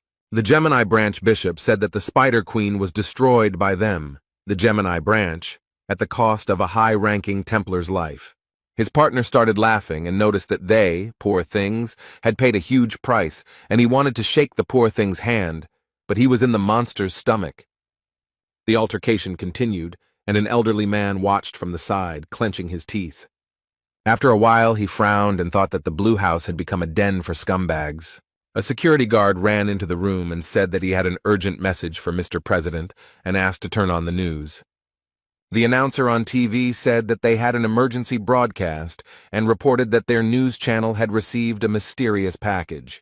The man said that inside were photographs of the holy sign of Ares, Yang Wei, as well as a short message, and the test results confirmed that the handwriting was Li Gang's. Hugo Otis was screaming very loudly. His mouth and eyes were wide open, and beads of sweat appeared on his face. He asked Lee what he was thinking by sending something like that, and Gan said it was just an announcement, letting them know that their heads would soon be on his plate. Hugo clutched his head and said that Yang Wei's death itself was a huge problem, and Lee made it worse with his message. The guy lowered his head and calmly said that Yang Wei was not dead as everyone thought. Otis was very surprised, and Lee added that, to be more precise, it was hard to call Jan alive. Hugo didn't understand anything. He opened his eyes and mouth in surprise. Beads of sweat appeared on his face. The guy picked up the stuffed toy and told Otis that it was Yang Wei. The man thought that Li Gang was a complete scumbag. The man gritted his teeth and stuttered, asking if this toy was really Yang Wei. Lee replied that thanks to recent battles, his skills had improved slightly, and he had sealed his astral body into a toy. Hugo was very surprised. He could not believe that something like this was possible, and Lee said that this was not the main thing and gave the man a dagger. Gan told Otis that this was the dagger that was stabbed into his back, the weapon that was the reason for his imprisonment. Hugo took it in his hand and thought that this was the object that almost caused Gan's death, and the dagger, judging by its shape, was far from ordinary. Otis said that if Lee was injured by him, then it was definitely not Yang Wei. The guy asked if maybe he should apologize to Yang then. Gan told Hugo that he was going to visit the shopping mall, and then asked why he needed to do so. Lee replied that the pig said that she had seen a blade with a similar shape there, and asked Otis to lend him some clothes, which he did not refuse. The young man quickly changed his clothes and told slave number 2 to protect the house, and the man asked if he had slave number 1. The guy waved his hand and said that he would be back soon and called Otis slave number 1. He got very angry and started screaming like a madman. A group of people arrived at the site where Yang Wei's estate once stood, but it was now completely destroyed. The girl said into the earpiece to Miss Sacred Aquarius that as expected. But the constellation of Aries has not been there for a long time. The aura of the sacred essence is not felt. Miss was just taking a bath, and with a smile on her face, asked where he could have disappeared to. The security girl said that he most likely took his property and intentionally disappeared somewhere, and added that everything was very bad if he made deals with other saints. Sophie Mard was wondering where the bald, fat man had run off to, and the security guard asked if Yang Wei had been kidnapped by Li Gang, since there were rumors that he had returned. Miss Saint Aquarius began to laugh very cheerfully after these words. She could not stop for a long time. After some time, she let go and told her friend that it was a very stupid joke. The girl replied that she was very sorry, as she said it without thinking, then added that they would visit the shopping mall as they had planned earlier. She wanted to say something else about the auction, but Sophie's bathroom door opened and security shouted that they were in trouble. The girl informed Miss Saint that another saint had expressed a desire to take part in the auction, which surprised her greatly. There were guys in the sports club who were very scared, with beads of sweat on their faces. They came up behind Mr. Stephen as he was lifting the barbell and called him by name. One of the men said that they had received information that the relic, which belonged to Li Gang, would be auctioned off. The athlete threw the dumbbell on the floor in surprise, then smiled and asked if the time had really come. Stephen was incredibly happy. His eyes were shining, he said with a smile, that they would take the relic for themselves. Lee told Sun that the teleporter was a very convenient thing, and he noted that they were very expensive, but members of the Gemini branch could use them for free. The guys were standing near the relic trading complex and looking at the signs. There were a huge number of them there. Gan told the young man that he was grateful to him, because he needed the help of an expert, and he volunteered to help him. Sun replied that he was always ready to help, and he himself remembered the words of the bishop of the Gemini branch, who asked to recruit the man who killed the Spider Queen. The young man took out his phone and read his boss's messages, and Lee noted that his boss was pestering him despite that incident in the hypermarket.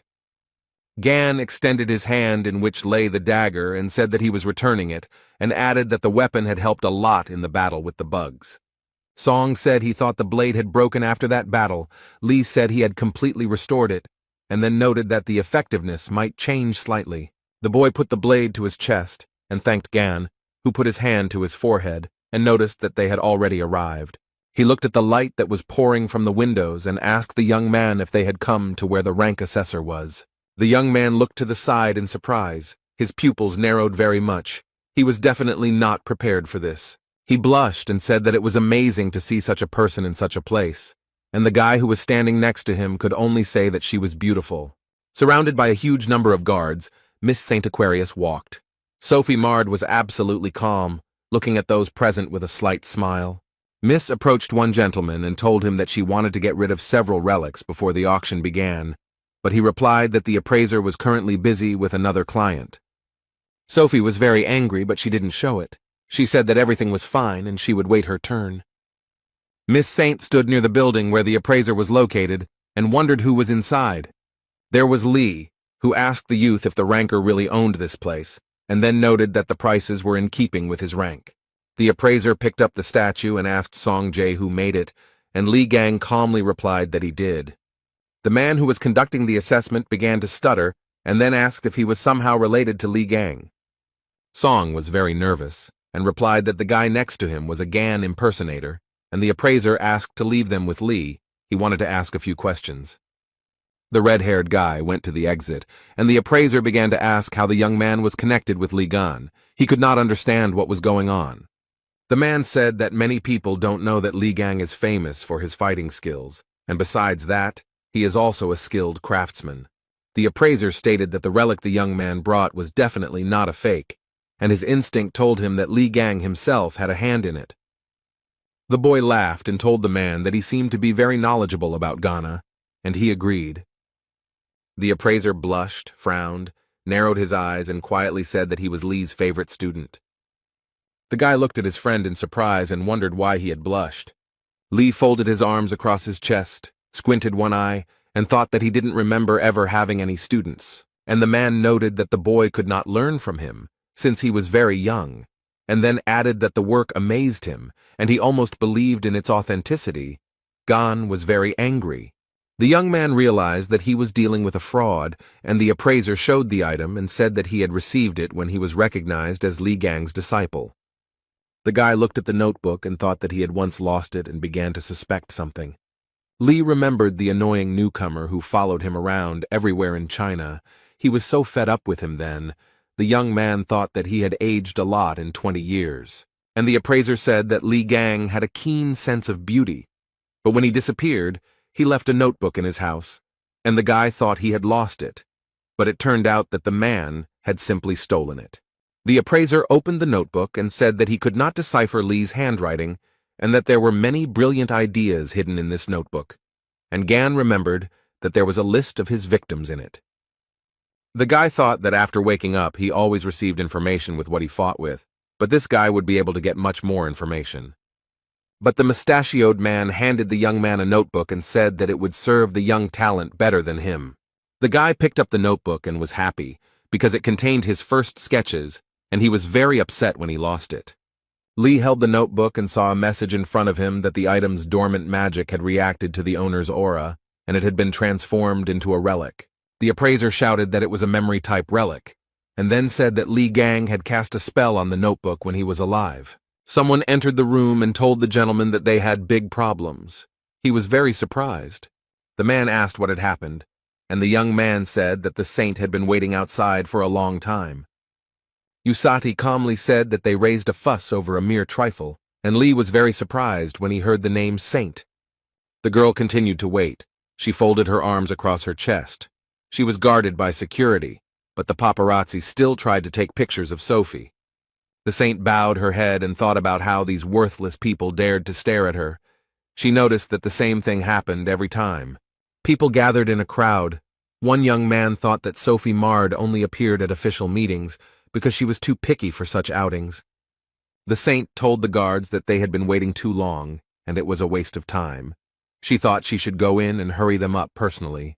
The girl really wanted to sell the relics. A security guard approached Sophie and said that there was still a client inside. She became interested in who was there, because it was because of him that the saint was disrespected. She really wanted to see that smug face and ran into the room, saw the appraiser and Lee Gan there. Miss Saint looked around, staring at the men, her eyes growing very big in surprise. The girl stared at Lee Gan and couldn't take her eyes off him. The guy looked at her absolutely calmly. A blush appeared on Sophie's face. She thought that in front of her was a magnificent, handsome man. She wanted to look at him a little closer. Literally a minute later, a snake appeared before the beauty's eyes, its eyes burning with fire. The saint was very frightened. Her mouth opened in surprise, and the pupils of her eyes became like dots. The girl was so frightened that she couldn't stand on her feet and fell to her knees. The guards immediately ran up to her and started asking if everything was okay. Sophie's face broke out in beads of sweat as she thought about the terrifying aura she had just felt. Miss Saint felt as if hundreds of poisonous snakes were coiled around her body. Sophie realized that she needed to run away from here quickly and turned towards the exit, and people started shouting after her. The appraiser wondered why Saint had run away, and Lee noted that the girl had become unwell. A system message appeared in front of Gan, indicating that a subordinate of another sacred entity had approached him. He thought that this was not the same as magical power. He clenched his hand into a fist and read that divinity was necessary to maintain the powers of the sacred entity. Gan asked the man if it was true that the girl who came in was a saint, and he was surprised and noted that she appeared in all the news stories about saints. The appraiser paused for a moment and said that it was Sophie Mard, the holy sign of Aquarius. Lee was surprised. The guy laughed so hard that tears came to his eyes and said that he was puzzled that everyone was so upset about the saint, but it turned out to be Sophie. Gan thought that the girl had changed quite a bit. It was no wonder that he didn't recognize her right away. She had always been pretty, but her rotten soul wouldn't go away. The boy thought about how there were categories of things he despised, including pests, fish bones, and sewage, and Sophie was a pest. The man told Lee that he didn't understand why she was considered the saint of mercy and self-sacrifice. The girl had a nasty character, and Gan laughed. Usati said that Sophie had once provided healing assistance to Lee, so she wanted to appropriate his property and the matter passed into the hands of the government. The appraiser told the boy that he thought Sophie would call his name and noted that they probably knew Saint. Gan replied with a smile on his face that they were old friends. At this time, Miss Saint ran wherever her eyes looked, with security running after her and shouting if everything was okay with Sophie. The girl remembered Lee's face, who asked her if she wanted to die, and thought about why she remembered his face at that moment. Sophie said that the magical aura that wanted to absorb her was similar to that person's aura, and noticed that she became very scared. Death did not frighten her so much. Miss Saint told the security guard to go back to the pawn shop and find out who the man was. The assistant asked about the appraiser. Sophie thought about something for a few seconds, and then with a smile on her face said that she had changed her mind. Miss Saint's eyes lit up with a blue fire. She became cheerful, and the girl told the security to finish them off. The assistant said that the appraiser was under the protection of the Virgo branch, and they still needed to sell him the relics, and Sophie said that they both deserved to be punished. She promised the security guard that she would hand her the relic and lend her a piece of the sacred essence, but she told her that magic cannot be used in the neutral zone. Sophie asked her assistant if she was refusing to carry out her orders and looked at her with a smile. The security guard replied that no, she would never dare, because the wish of a saint is the wish of a sacred entity, and the assistant knelt before Miss Saint and stretched out her hands to her. The security guard said that the wish of the sacred entity was the wish of the heavens themselves, and Sophie placed the ornament in her palm. The assistant said how she could resist the order of one of the 12 saints who support the whole world. Li Gang stood in the pawn shop, watched the dripping from the ceiling, and asked why their roof was leaking. Everything was ready in the relic trading complex. The main action was taking place in the central area. People walked past different shops, various signs were lit up, they beckoned to buyers. Sun was also walking, sipping a drink through a straw. When he stopped, he was very surprised. The guy looked at his feet and thought that there was no rain, but why was there water spilled here? He leaned over, began to examine his reflection, and thought about the magical energy emanating from her. And then a hand began to appear from the puddle, reaching out to the young man. Sun was very scared. The glass with the drink fell from his hands and it spilled. A huge water man appeared from the puddle, crawled towards the young man and looked at him with unusual eyes. The guy was seriously scared. Beads of sweat appeared on his face. He wondered what was going on here. The young man was distracted from his thoughts by some sound, and he turned his head, and what he saw shocked him. Watermen also appeared in front of other people. Some were scared by this. Some decided that it was some kind of show.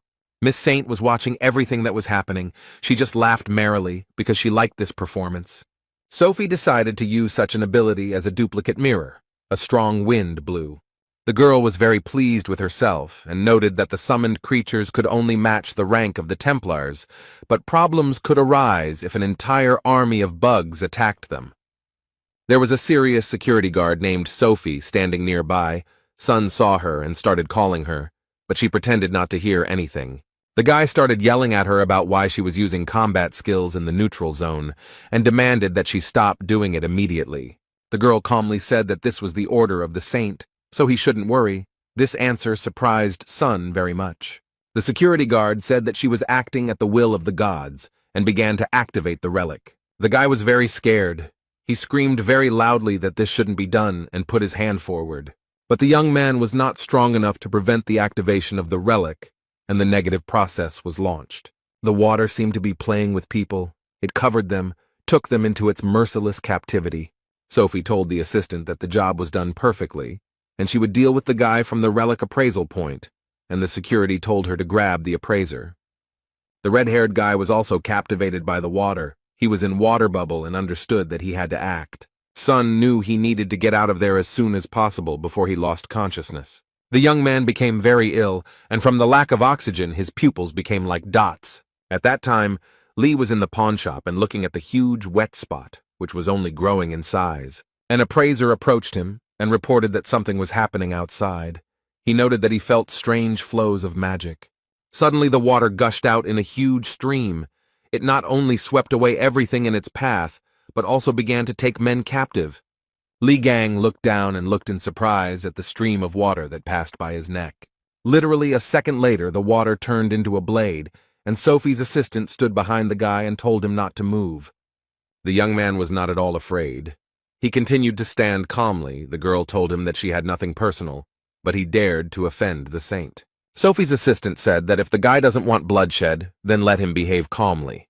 The girl added that the saint had ordered them both to be killed, but if the appraiser offered a sincere apology and bought the relics at a high price, she would put in a good word for him.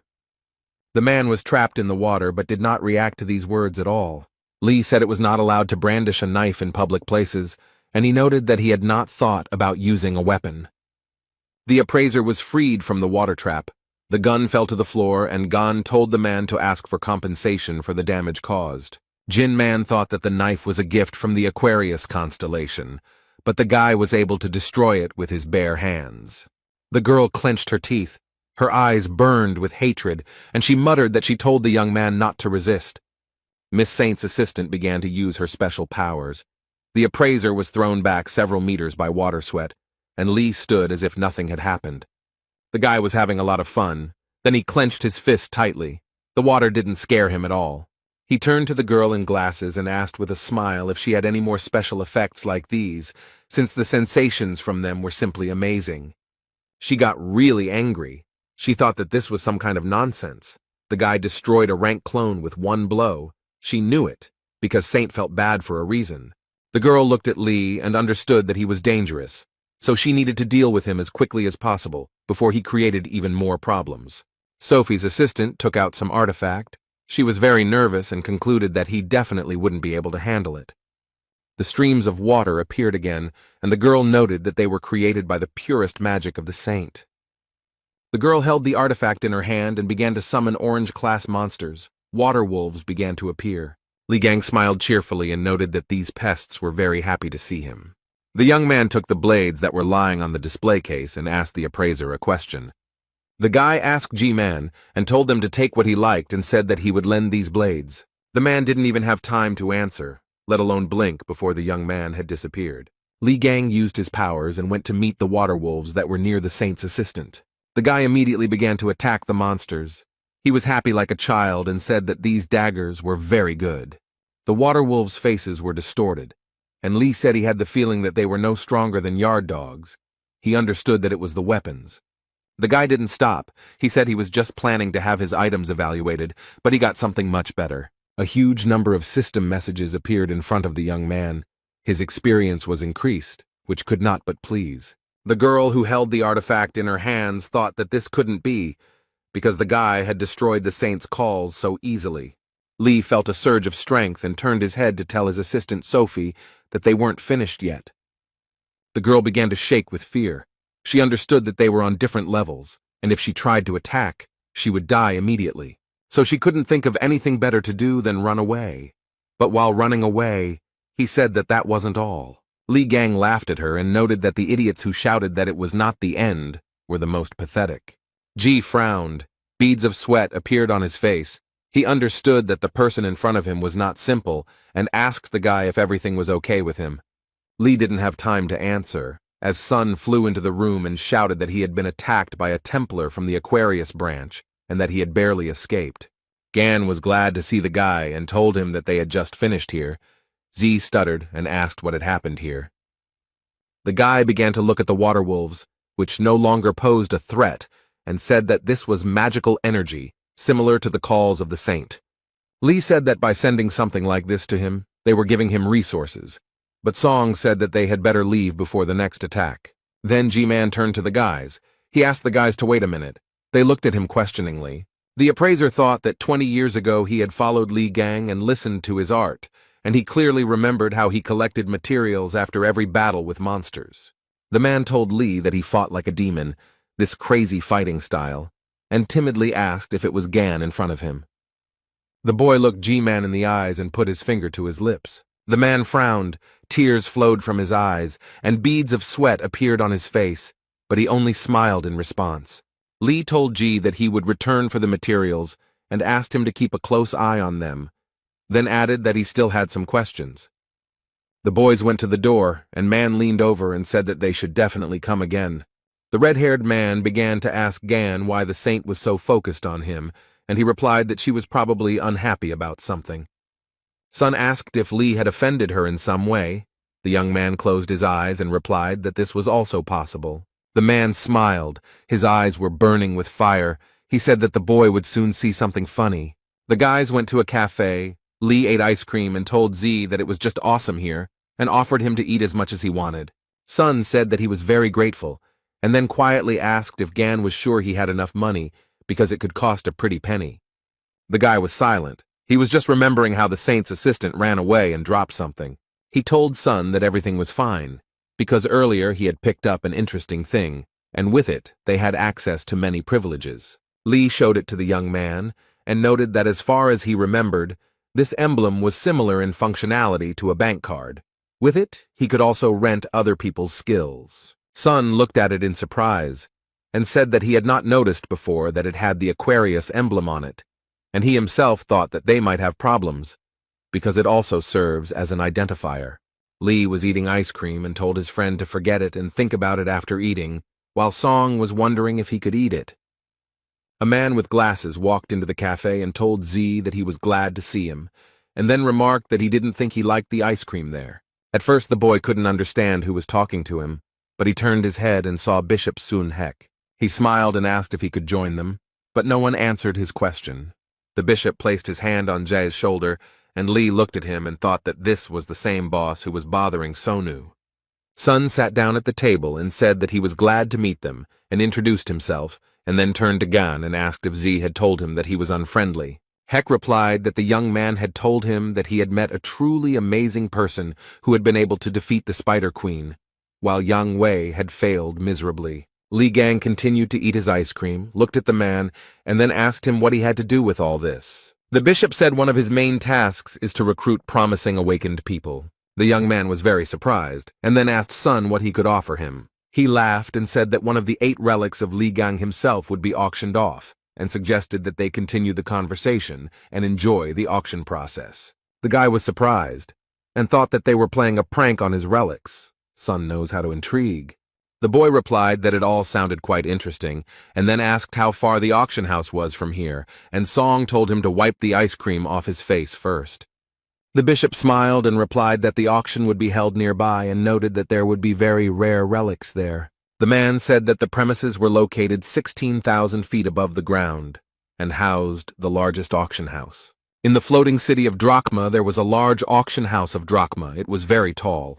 Miss Saint was sitting in one of the chairs in the room, hugging herself with her arms and shaking violently. She didn't look very well. The girl was very upset. She was thinking about something. A man sitting nearby and holding a glass of drink in his hands noticed her. He was very angry and told Sophie to get lost if she planned to continue shaking in the corner. The saint looked at the speaker and thought that he was the same stupid and ill-mannered bore, but now she had to control herself. Sophie looked at the huge, muscular man and thought that he was very strong. He was able to surpass Li Gan. There was no place safer than next to him. Stephen Marker said that Li Gang's relic would definitely be his, and the saint would not even dare to lay claim to it. The man went to the exit, and Sophie asked where he was going. He replied that it was none of his business, let her sit and not move. The saint sat, looked out the window and told herself that she just needed to calm down, and whoever that person was, he would not be able to get in here. Sophie began to look ahead and was very surprised when she saw a familiar silhouette. There was a blond man named Hugo Otis. The girl didn't expect to see him here. The saint smiled and thought that the desired guest had appeared just in time. The man looked around and wondered where Li Gang was. He had disappeared somewhere again. Otis thought that knowing the guy's character, He was sure that he would come here, because the city of Drachma is a real treasure trove of precious relics. Miss Saint crept up behind Hugo and told the man that they hadn't seen him for a long time, and he became scared. And the girl, with a humble smile on her face, began to ask how Hugo Otis was doing. Otis turned his head, frowned, and clenched his teeth. He was not very happy to see Sophie marred. Miss Saint smiled at Hugo and said that she couldn't get through to him. Sophie laughed and said that time spares no one, and before he was a handsome man who represented all the saints, but now his face has changed a lot. The girl asked if this was due to the small number of followers. The man just waved his hand and said that he did not want to talk to her. Miss Saint started laughing loudly and said that Hugo had decided to ignore her again. And then she added angrily that Otis's son would suffer the same fate as his wife. Sophie laughed even louder and added that his wife was not yet dead, but her condition was indistinguishable from death. The girl did not calm down. She began to talk about how the shame had been brought upon his house by none other than the head of the family. The man could barely contain himself. He was burning with hatred for Miss Sophie, and she continued to laugh. If there had been a guy in front of Otis, he would have definitely hit him, but he ordered Miss Saint to get lost. He just raised his fist to her face, but Sophie didn't stop. She continued to be sarcastic, said that he was holding back, and she thought that he had forgotten about the agreement signed 20 years ago. Miss Saint had a water balloon in her hand and asked if she should teach the arrogant boy a lesson. The girl's expression changed very quickly. She couldn't understand what was happening to her. Li Gang quietly approached Sophie and Hugo and smashed the water balloon into pieces. The girl jumped in surprise. Miss Sviata turned around and saw the guy, whom I encountered in a pawn shop, and screamed in horror. The young man did not hesitate. He used his powers, and the beauty fell from her height to the floor. Hugo looked at his comrade in surprise. He opened his mouth and did not know what to say. The man only said the name of his comrade, who frowned and extended his hand. Then Gan asked Otis what he was doing there, and he replied that he was worried about him, since they couldn't take their eyes off him. Lee couldn't understand why he was worried and then asked if Hugo was really in love. He replied that he had enough of this nonsense. The men leaned over Miss Saint, and Gan wanted to say something else to his comrade. Sophie looked completely unpresentable. There was a huge bump on her forehead. Foam was coming out of her mouth, and Lee asked why he always bumped into this girl. Gan looked at her and said that she had a crush on him, and Hugo thought that the guy had some kind of problem with his head. An image of the number 12 appeared in front of Miss Saint, and she immediately thought of Li Gan. The girl looked at everything with fear. Beads of sweat appeared on her face. She realized that the 13th constellation was the strongest, but Sophie had always been afraid of it and disliked it. She was frightened by the disgusting face covered in scars, the cruel disposition, and the arrogant look that pierced to the bones. The events took place 20 years ago. Li Gang was in a hurry somewhere, and the girls tried to stop him. The maid told the guy that he was in the residence of the Aquarius sign and asked him to leave this place. But he came very close to the woman and calmly told her to send, and she was very scared. She began to wring her hands and scream, asking how to understand such an attitude towards her. But Lee didn't care. Sophie walked up to the guy, folded her arms across her chest, and asked with hatred how Gan dared to break into her house. And she added that he should leave, but the guy did not stand on ceremony and hit the girl on the shoulder with all his might. The young man pulled her towards him, looked straight into her eyes, and asked if she wanted to die. He began to take his hand away, and Sophie stuttered and asked what he was doing and how long it would continue, since she had sent him to the rear to treat the injured.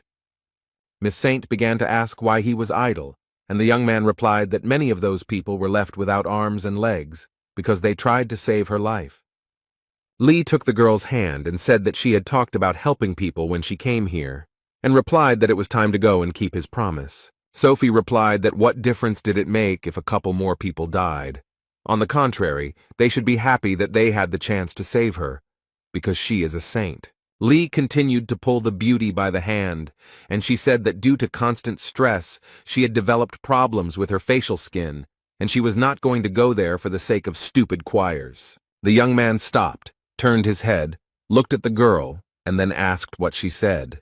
Sophie thought about Lee's smell of sweat and told him to get lost, because she had to put on makeup before she had an interview. Miss Saint began to pull her hand out of the guy's hand and screamed at him to let her go. She rubbed her wrist and asked why he had squeezed it so hard and thought about how Gan's hand was so dirty. The guy couldn't control himself after all these words and hit the girl in the face with all his might. Even outside the palace, Lee could be heard screaming. If the girl weren't a parasite, she might be reachable, but he wouldn't get anywhere until he beat all the rot out of her. Gan had forced the girl to treat the wounded and she had hated him, and now the guy was standing over her and asking if she had been sleeping for too long. When Miss Saint came to, she was seated on a chair and tied up so that she would not kick. Lee sat down opposite Sophie and looked at her without taking his eyes off her. She stared at the young man. After a few minutes, the girl screamed loudly to be untied immediately and began to ask how they dared to treat the saint like that. Lee calmly said that Sophie hadn't changed a bit in 20 years and asked how she managed it, and Otis noted that he was also wondering the same thing. Miss Saint cursed silently and thought that they wouldn't get away with this just like that, because she was no longer the weak girl she used to be. She began to use force and thought that it would not be difficult for her to melt the rope that was on her hands. The girl narrowed her eyes and thought that men would not be able to keep her with something like that, unless she managed to meet Stephen Marker. The flow of thoughts was interrupted by a juicy flick that Sophie gave Lee. The girl screamed in pain and surprise. Gan told Miss Saint that it was written on her face that she was up to something. The guy looked at his finger, from which smoke was coming, and asked what was going on. Sophie started laughing and happily called Lee stupid because he didn't realize that she had an acid layer on her to protect her from all outside attacks. The girl said that the acid would spread throughout his body and eat away at the guy from the inside. He started screaming for her to forgive him, and then said that she had imagined this. Sophie said that this was the absolute protection of the Aquarius constellation, and the young man showed her his middle finger, on which the wound from the acid had already disappeared. The girl's face was covered in beads of sweat. She screamed and thought about how the melted tissues were restored so instantly, because this is real cheating. And Gan called Sophie a parasite, and said that it was time to remember everything that happened between them. He noted that he heard how she lied to everyone, and for this, she would receive one blow. The guy noticed that it was she who sent her subordinate to the appraiser, for which 5 more blows are added, and asked what she said to Otis, and said that for this, another 50 blows are added. Miss Saint asked Lee to stop, a request that surprised him greatly. But the young man did not listen to the girl, but began to flick her face. She screamed in pain, asking the guy to stop, but he was still as if he had become deaf, and Hugo sat to the side and sipped coffee. Otis thought that Gan was really good at beating the crap out of people regardless of their gender. The fair-haired man was very surprised. He had a wonderful feeling, as it turned out. With each blow from Lee, his level of divinity increased. Gan didn't even think about stopping, and a huge number of system messages appeared in front of him. The man was thinking about what kind of divinity he was building up, and in this Sophie hung her head very low. The girl had a huge bump on her forehead. Foam came out of her mouth, and the guy noticed that she had passed out. Lee read the message that her divinity was unlocked, and the boy said to be reminded of what it was. And before the guy there appeared explanations about what divinity is, how it can be obtained and lost. He scratched his head and thought that now by kicking asses he was taking away their divinity, but he couldn't knock it out of Yang Wei because it wasn't unlocked at that time. The guy looked at his hand and thought that he had to become stronger anyway. Otis asked Gan if he thought he should ask Sophie about the dagger. He replied that she wouldn't have had the balls to attack him, and then added that he had found someone who could look at that dagger. Hugo thought that Lee was just teasing Sophie for fun when the guy's phone rang. Gan showed him the time, and Otis asked the young man where he got the smartphone. He replied that he borrowed it from a red-haired guy. Lee told the man that it was time for him to go to the auction room and asked him to clean it up thoroughly and suggested throwing the saint into the nearest trash can. The guy started to enter the room and told Otis that he would call him as soon as the auction ended. The man wanted to tell him something, but he retreated very quickly. Hugo thought about what to do with him. Someone entered the room and the young man asked him what he was doing there. Otis wondered why, of all the people, the one who was definitely not expected was here. It was Stephen Marker. He put his hands behind his back and began to look around the room and naturally saw Miss Saint. Hugo looked at him, his forehead furrowed and his lips pressed tightly together, but he said nothing. Marker was very angry. He frowned, his eyes were burning with fire, and he told Otis that he had to explain himself. The jock started to take off his glasses and said that he and Otis had not seen each other for a very long time. Stephen frowned so much that his veins bulged, and then said that Sagittarius didn't seem very happy to see them.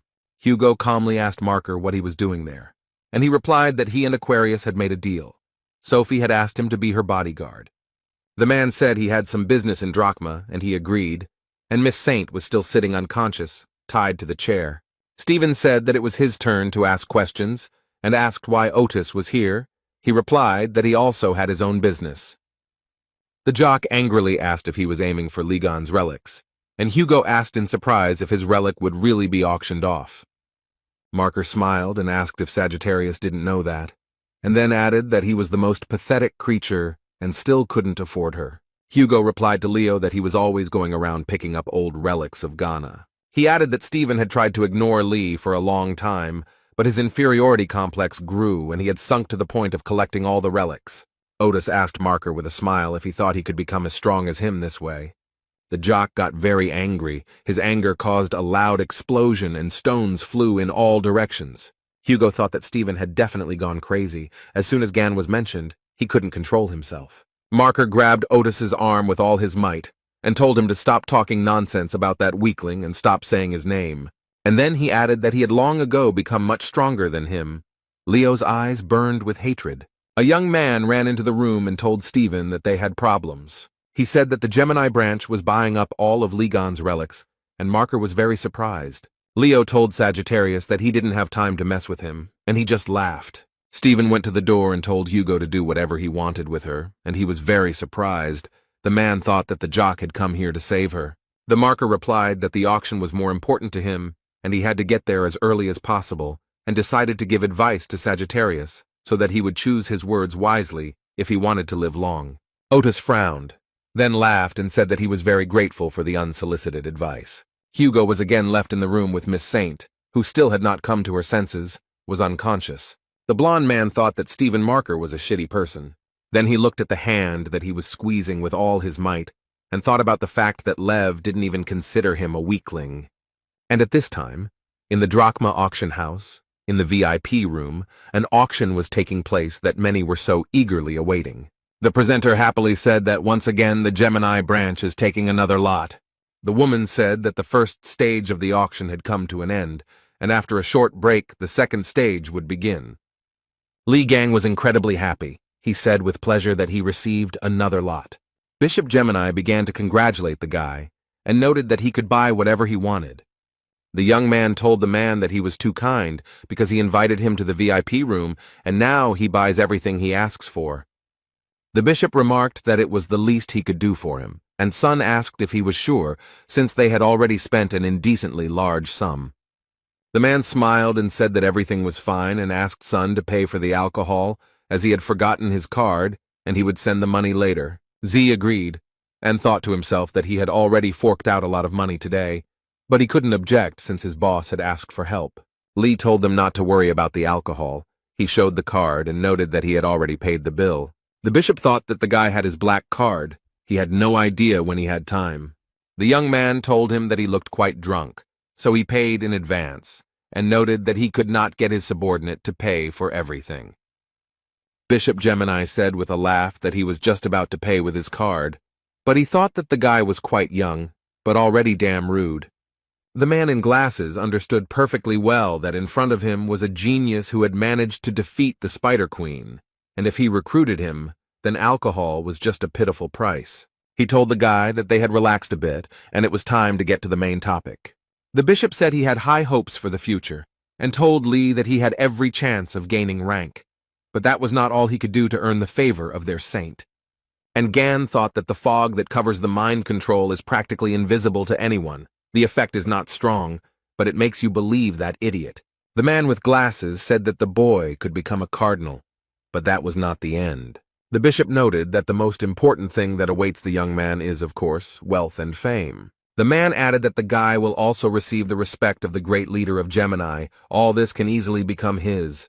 The bishop did not stop talking. He extended his hand to Lee and told him to take it in order to be reborn as a follower of the constellation Gemini. The young man listened very attentively to the man in glasses without interrupting, and then began to laugh. Lee noted that he had been laughing too much lately, and then noted that that was exactly what Bishop Gemini wanted from him. And then they added that they wanted him to become another lackey of his worthless god. The man could not understand why the man was angry, because he had always behaved with him as expected, and he decided that he needed to change the subject and said that there was a misunderstanding. Someone outside the door said that he had brought them the relic he had won, and the bishop thought that this was very opportune. The man allowed entry, and the girl opened the door and apologized for disturbing him. She congratulated him on the purchase of the item and said that it belonged to Li Gang, also noted that all the certificates were ready. The guy thought that all this was so unusual. Bishop Gemini frowned and asked the boy if he had won one of Li Gan's relics. The young man replied that the man himself told him to choose whatever he wanted, and then added that it was not exactly what he was looking for, but it would certainly be useful to him. The guy with glasses thought that Stephen was obsessed with them, that they couldn't even afford to touch these relics, and said that she already had an owner. At this time, someone started to knock down the doors to the VIP room. He did it with his feet. The person apparently did not have the patience to just knock. Everyone in the room turned their heads to look at the person who had knocked down the door. Stephen Market burst into the room. He frowned, clenched his teeth, wanted to ask something, but fell silent for a second. Leo's pupils became like dots, and he began to ask who dared to touch his relics. Lee looked at the jock, then wondered if Stephen had accidentally laid claim to that relic. The bishop jumped up to Marker and began to ask him for forgiveness, noting that their newcomer had made a mistake due to his ignorance and that they would return the relic to its place. Lev calmed down and said that this time he would close his eyes. He told them to take the relic and put it back where it came from. The bishop thanked Stephen and said he could pay later, and he looked at the man intently. And then he said that he didn't have to spend his own money on the relic. Heck was very surprised by such impudence. He asked what Marker meant, and he put his hand on his head, saying that he wouldn't pay a penny for it, that it was a punishment for son who touches other people's things. The bishop was shaking with fear, and thought that because of a small mistake, they would be left without tens of millions of dollars. Li Gang turned his head towards the men and asked what the hell they were talking about. He smiled and noted that he had won the auction and all the relics were now his, and if Marker wanted to take them, he had to pay $200 million. Stephen pressed his lips tightly together, frowned, and began to stare at the guy. He started laughing heartily and said that he thought that the Gemini branch was full of cowards, and noted that the guy had balls of steel. Hen thought that the guy couldn't wait to die. Leo pushed the bishop away, went to the young man and said that he liked him like that. Must be a real man. He stopped near the sofa where Lee was sitting and noted that their meeting was not accidental and suggested that they get acquainted. Stephen noticed that when he met interesting people, he always greeted them warmly, and for the young man this would be quite shocking. Gan looked up at his opponent and asked him what he was talking about, while he thought that this guy had managed to slightly increase his strength. He understood that this was to be expected from the constellation Leo. It specializes in battles, which cannot be said about the constellations Aquarius and Aries. Lee looked at Stephen and thought that he would not calm down until he tore someone apart. The young man looked calmly at Marker and thought that he was an evil bastard. The lion approached the young man and used his power against him. It was so unexpected. Songjae started running to help his friend. The guy was very scared. Hen cursed, but he thought that the guy had provoked Stephen Marker, and he frowned, smiled slyly, and said that it was funny, and also added that he hoped that the guy would enjoy the rest of his life in a wheelchair. The jock put his hand on the guy's shoulder and began to press with all his might, and the guy asked what he was doing. The young man smiled and asked Stephen if he was trying to brush dust off his shoulder. The marker stood and looked at his opponent in surprise. He thought that the blow had hit the target.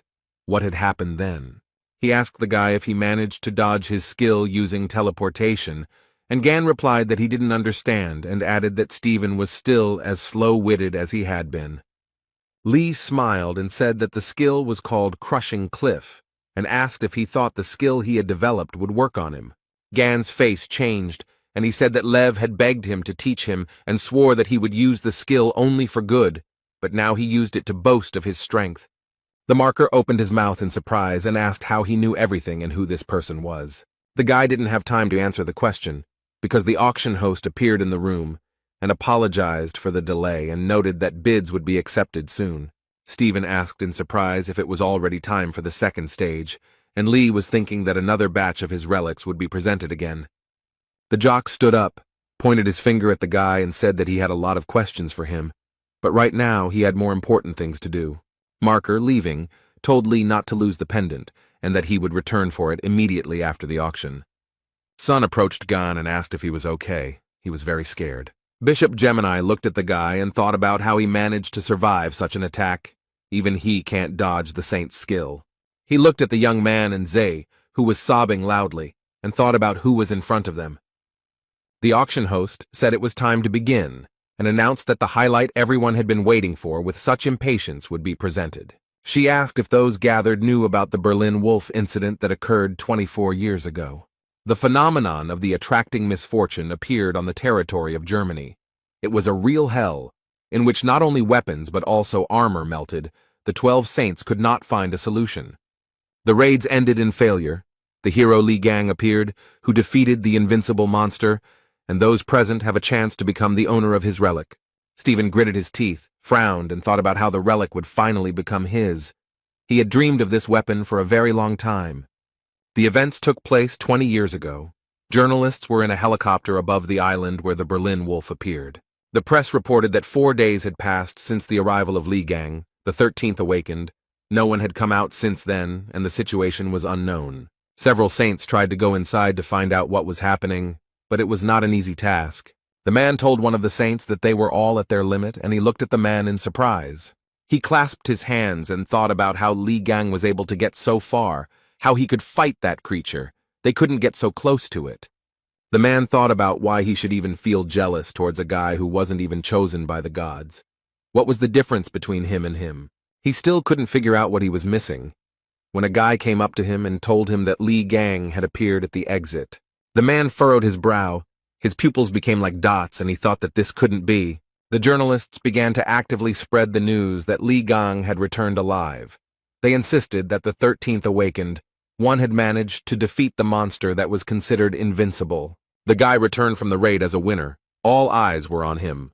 The men stood aside and talked about how Li Gang had once again taken all the credit, and Lev began to laugh and said that he finally understood.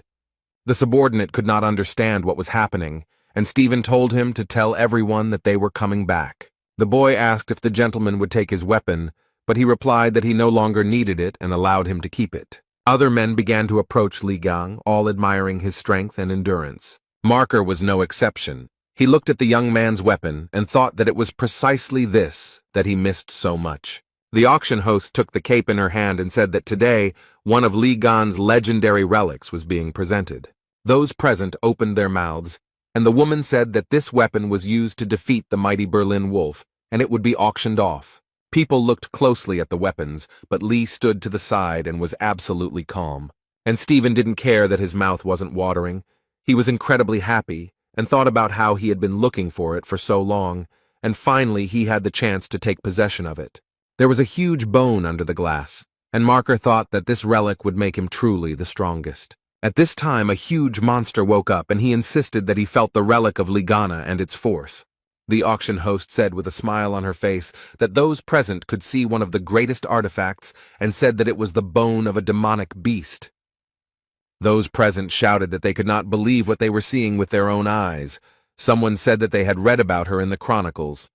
The woman said that this was a powerful relic with historical and practical value and asked who would become its owner. Sun screamed that he couldn't believe that they were going to play a prank on her. Bishop noted that she would go to the constellation Leo, and Gon couldn't even imagine what kind of relic it was. He had actually used it once, but decided to ask Z about it.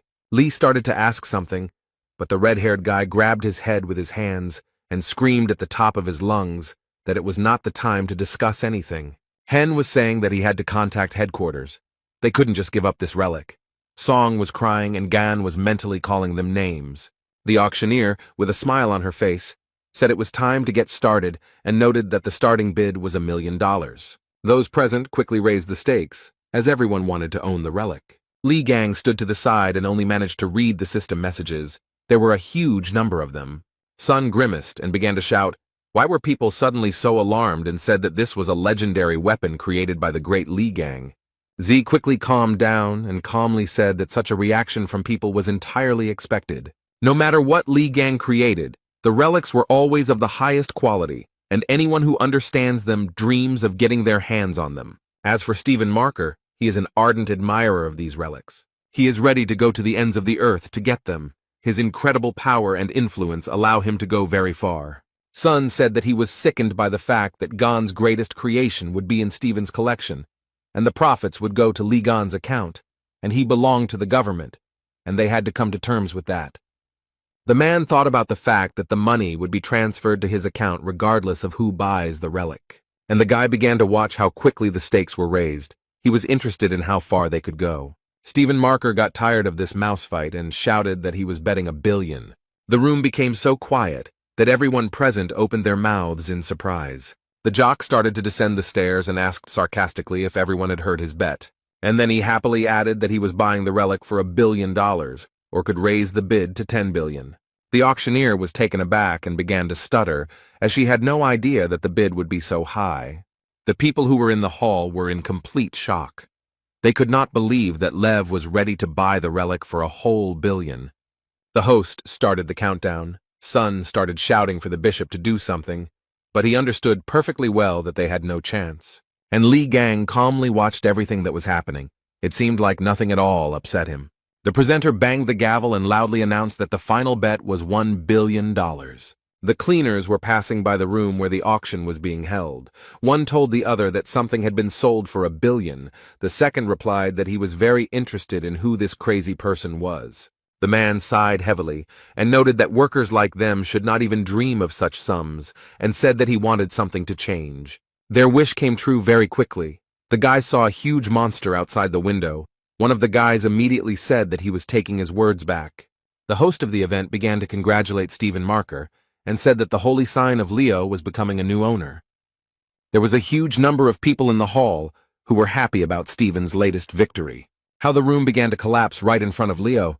It was all very unexpected. Marker did not let go of the relic. He raised his head, looked up, and thought about what was happening. The people who came to the auction realized that it was a sign of misfortune, and the monster claimed that he had found a relic. The misfortune bringer stood before Stephen Marker and told him to give him the relic. The monster's eyes were burning with fire, and he opened his mouth wide, from which saliva sprayed in all directions. Stephen continued to hold tightly in his hands the relic that was now rightfully his, and the monster came closer and closer. The man frowned, clenched his teeth, his eyes burned with hatred. He was not going to part with what he had dreamed of for so long. But the monster was not going to lag behind. He followed the man and destroyed everything in his path. The lion began to laugh cheerfully and said that he had never been so happy to see the one who was attracting him before. The man was very happy. He thought that this was a great chance to try out his new toy. Those around him tried to somehow stop Stephen, calling him by name, but he paid absolutely no attention to anything. Sun looked out the window and shouted loudly that the magic tower in the teleportation zone was destroyed. People were very scared. Someone was shouting that if the tower fell down, the island would not withstand it. The elderly man began to shout that it was necessary to stop the tower with all possible force in order to prevent a tragedy. A huge number of men, who were armed to the teeth, began to shout that they would help. They began to talk about the need to combine all their forces in one blow, because this is really very important. Everyone acted together. Some held weapons in their hands, and some used magical powers. Someone from the crowd said that the tower weighed a lot, and they would not be able to destroy it. This was beyond their power. Someone from the crowd shouted for people to run away as the tower began to fall. A very strong wind arose. Such was the fury of Apollo. Dirt, dust, and embers flew in all directions. The man said that everything burned very quickly, in the blink of an eye, and they answered that it was all because of the enormous force. People saw Hugo Otis, who was squirming in the clouds. Despite everything that was happening, he was absolutely calm. The man thought that Leo still hadn't learned to control his powers and that people almost died, but they began to thank him for saving them. Otis looked around and realized that only one skeleton remained of the monster, and he began to get even closer to it. The monster's eyes glowed red, and despite the fact that he had no skin, he looked terrifying. The guess struck Hugo. He clenched his teeth, frowned, and began to understand that the monster was not alone, but there were two of them. A black, viscous substance began to flow out of the monster's mouth. Although it looked like a skeleton from the outside, it was still dangerous. A black, viscous substance flowed in a stream towards the people who were on the street. They could not understand what was happening. It hit all parts of the body, and people looked at everything that was happening with horror. The substance got on the face, hands, it was impossible to get rid of it. Here and there, cries for help were heard. Hugh Otis was very angry. The man was cursing someone with all his might. He was tense, as he was thinking about how to deal with the monster. But he didn't even think of giving up. He opened his mouth wide, from which drool flew in all directions. A little more, and the mouth with sharp teeth would take and swallow Otis, but he only frowned and clenched his teeth. Li Gang came to the aid of the young man. He hit the monster in the side with all his might, and he screamed in pain. The boy fought with the monster and started screaming for Hugo to stop clicking his beak and called him a fool. Otis thanked Gan for sleeping with him and said that he owed him a favor, and the guy was very angry. He asked if his comrade was a combat-type constellation. He began to ask Otis why he was weaker than him, the owner of the craftsman class, and then added that it was scary to leave his comrade unattended. Hugo replied that he had given it his all, and Lee asked if that was why he had almost become dinner for the attractor, and the guys began insulting each other.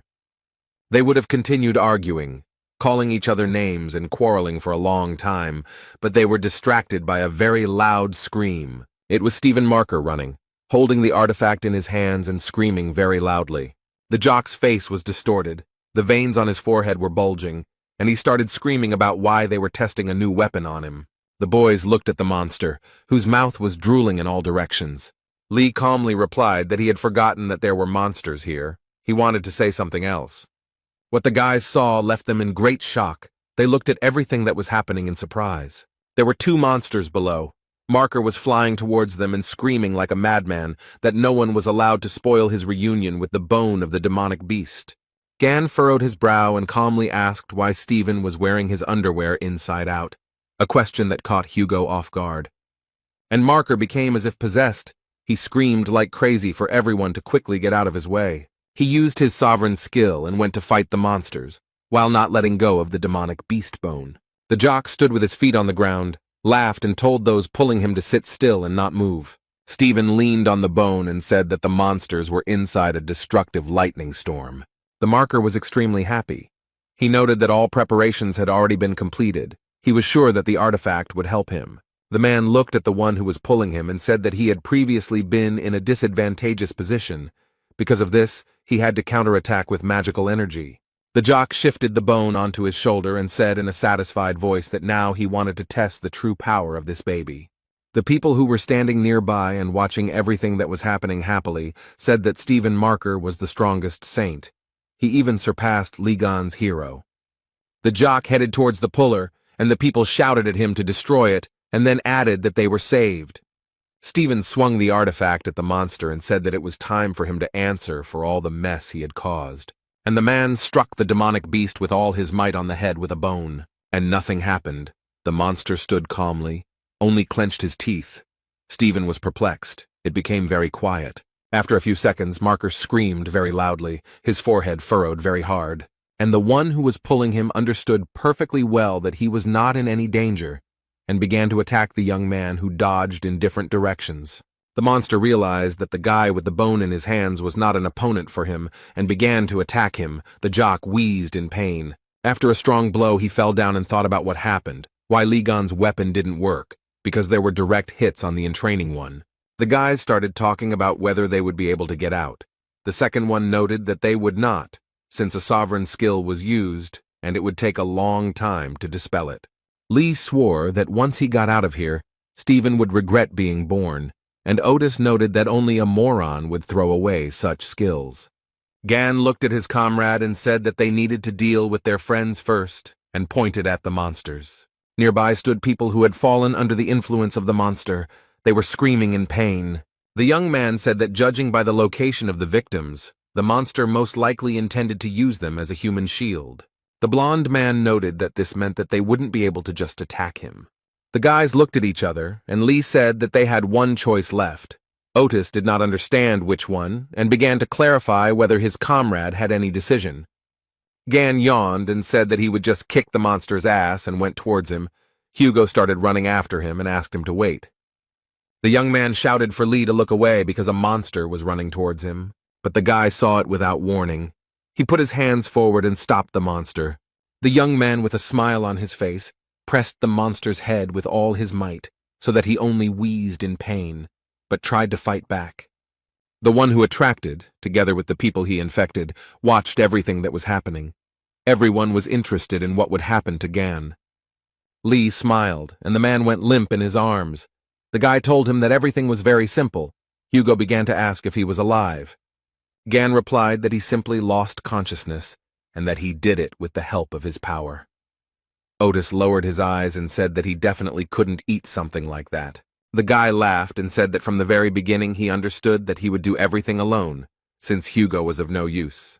And then he was very offended. The fair-haired man really wanted his comrade to cheer him up a little, but he lowered his eyes and quietly told him to forget everything. Then Otis asked if his comrade was going to rush forward and said he would cover him.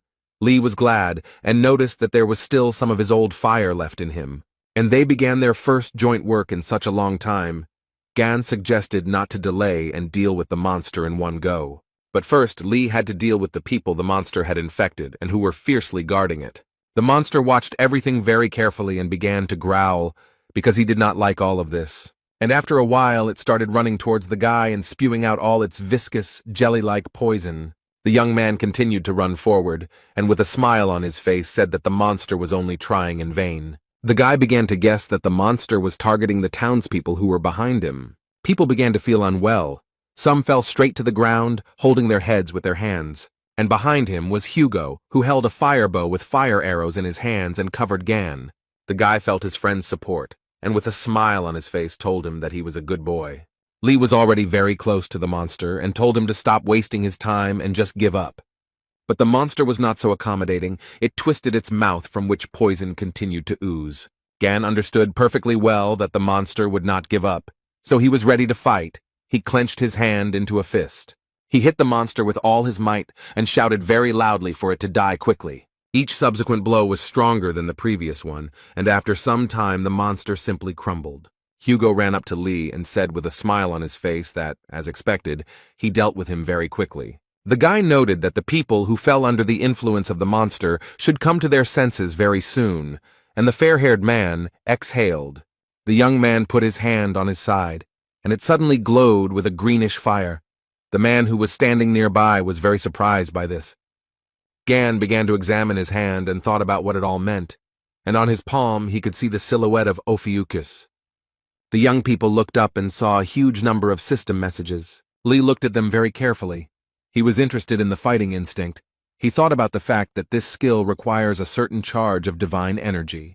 The guy continued reading system messages and thought that it was high time to test the new skill. It was unclear how Stephen Marker appeared out of nowhere, still holding the bone of the demonic beast in his hands. He wondered why things had turned out this way, and remembered standing in front of the monster. The jock wondered why the artifact wasn't working, whether he was unable to reveal its true power, or whether he was simply too weak. Stephen walked up to the monster and began waving the recently acquired artifact in front of its nose. The people who were watching all this were shouting that the gentleman was losing, and someone started laughing cheerfully. One of the guys pointed his finger up. Everyone began to look where he pointed. There was Li Gang, who began to use the skills he had recently acquired. Marker raised his head up and couldn't understand how this was all possible because his sovereign skill was broken. The monster realized that there was danger in front of him and told himself that first of all, he needed to kill them. Gan looked at him from under his forehead, frowned. His pupils became like dots and he told the monster to shut up. A few minutes later, the monster's huge body lay on the ground, wheezing in pain and humiliation. He asked Lee how it could be that a person had such enormous power. With the last of his strength, the monster said that it was most likely not a human being in front of him. Gan leaned over the dragon and asked him what the hell he was muttering under his breath. The guy used his special power, a strong wind blew, which lifted huge stones up like fluff. Marker watched all this from the side and thought that he simply did not believe his eyes. He gritted his teeth, frowned. Beads of sweat appeared on his face and thought that there was only one person in the world who could possess such power. The man began to guess that it was Li Gang, who stood opposite him and smiled sweetly at Marker. The guy smiled and said that he was very glad to meet the lousy lion cub again, and added that he had a lot of fun while he was gone. Stephen stood opposite. He was shaking with fear and said through his teeth that this was all nonsense. The muscle man shouted very loudly that the guy standing in front of him could not be Li Gang. The guy grabbed the bone of the demonic animal and asked if Marker liked his toy, and he growled like a tiger in response. The young man squeezed the bone with all his might and it shattered into small pieces in all directions.